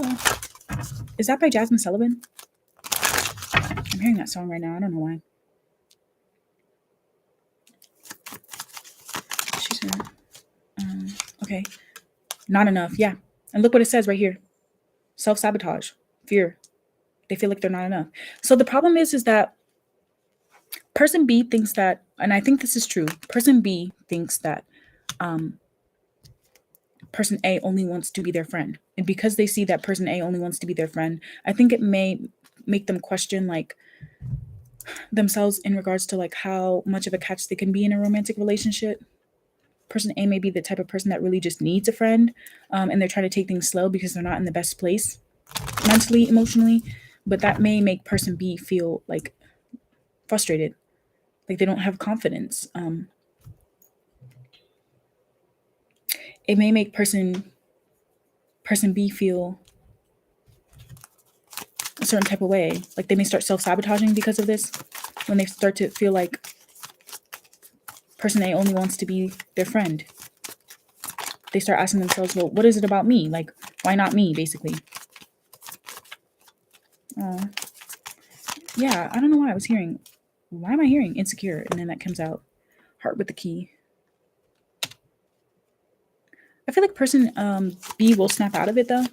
They will get to a point where they open up their heart. And like I did say, person B believes in soulmates, so they may just have to catch themselves sometimes when they start second guessing. I feel like person B needs a lot of reassurance, but they don't know how to ask for it.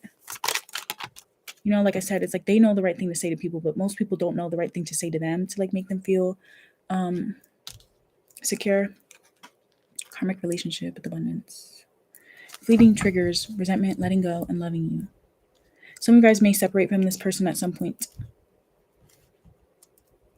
There could be some arguments. Person B may push person A away sometimes. They have to learn how to stop this habit so that they can be happy. And as I say that, here comes out the runner. Oh my God. Was stabbed in the back. What's crazy though is I think they're right to do this though, because I feel like I said, for some of you guys, person A may be in a relationship in the beginning, or they may just like not really like make person B feel like they only want to be their only option. So I feel like when person B starts to feel insecure like this and they don't get the reassurance that they need from their partner, they may run out of fear of intimacy. I did say that they have a hard time opening up about their fears. Person B has a hard time opening up when they feel insecure. They probably have been manipulated in the past or told like they were overreacting or whatever whenever they felt this way in a relationship. So now instead of communicating their fears, they just leave. It's unhealthy, by the way. It's unhealthy because you have to work on this seduction. You both got seduction. I feel like you guys, your relationship may be a bit like frivolous in the beginning. It may start sexual. If person B does leave, they may go into a period where they end up being with other people sexually when they don't get the reassurance they need from their person at some point. Tell me more about person B.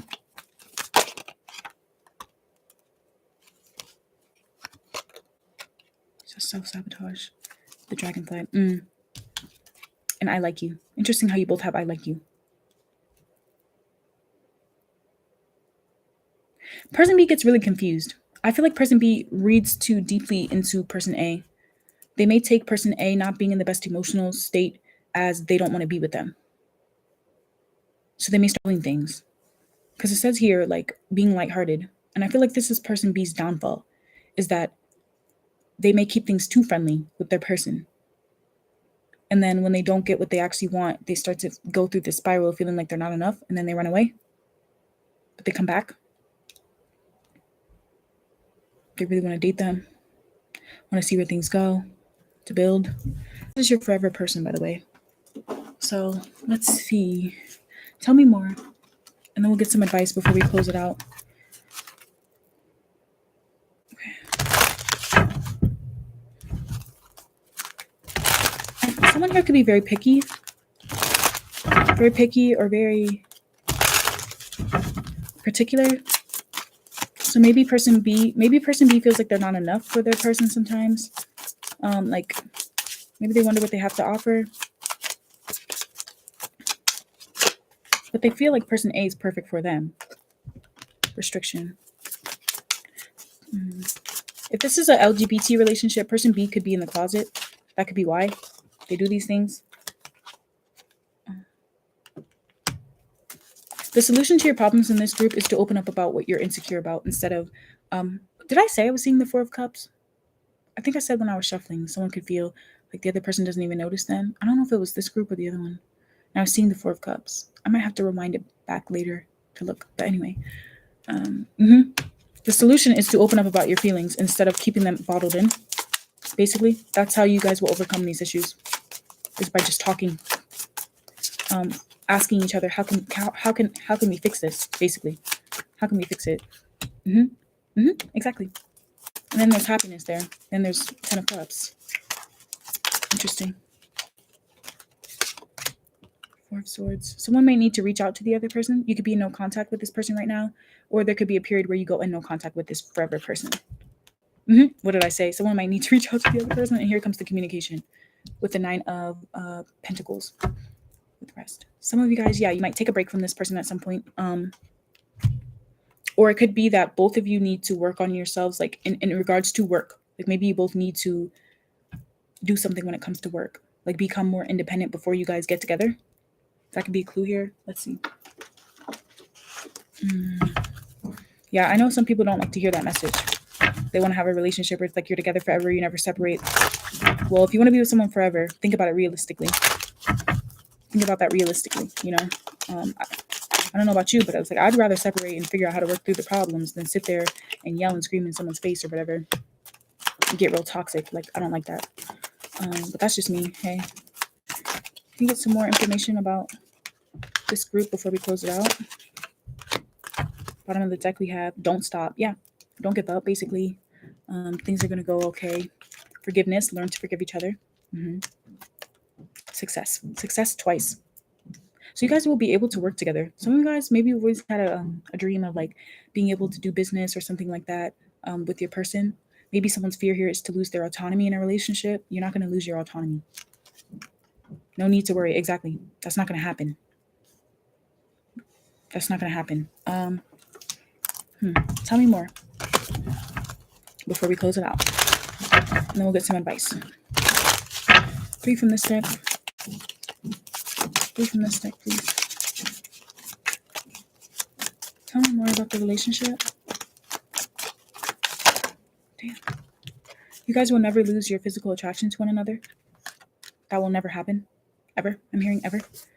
Again, you guys will be able to manage your responsibilities together. You guys can take it day by day. Something about communication. You guys are going to have to learn how to communicate when the other person is feeling stressed in the relationship. That's really important. Instead of just giving up, communicate when you're feeling stressed or overwhelmed. Instead of running. You guys are going to have to learn how to forgive. I feel like some people here don't actually know how to forgive. It's very important in this relationship that you figure out how to do that so things can move forward. And you have the Four of Cups again, turning in. You have to learn how to look deeper at yourself as well before you can be with this forever person. You can't be emotionally unavailable in this relationship at all. Let's get 2 more advice cards before we close it out. 2 more advice cards.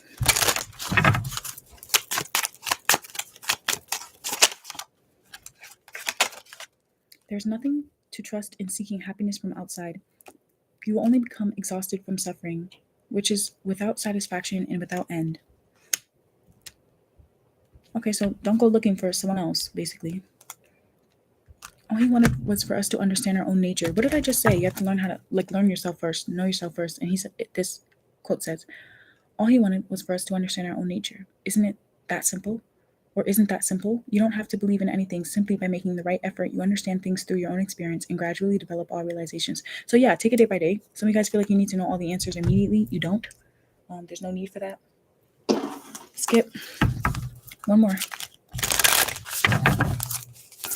What's the advice before we close it out?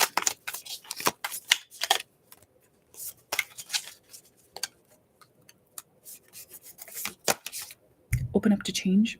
Someone could be really stubborn. You might have to go against what someone says in this relationship or go against what people say. Yeah, we are all one. That's there. So I don't know if there's I heard you hurt, I hurt. You hurt, I hurt. Something about giving a genuine apology. Be proud of yourself. Know what you have to offer. Don't second guess yourself. Make time for self-love and attend to the details. Pay attention to your partner. Pay attention when they're getting overwhelmed. Give them the reassurance when they need it, and everything will be okay. Okay, so I love you.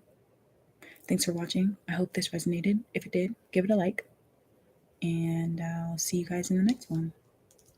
Bye.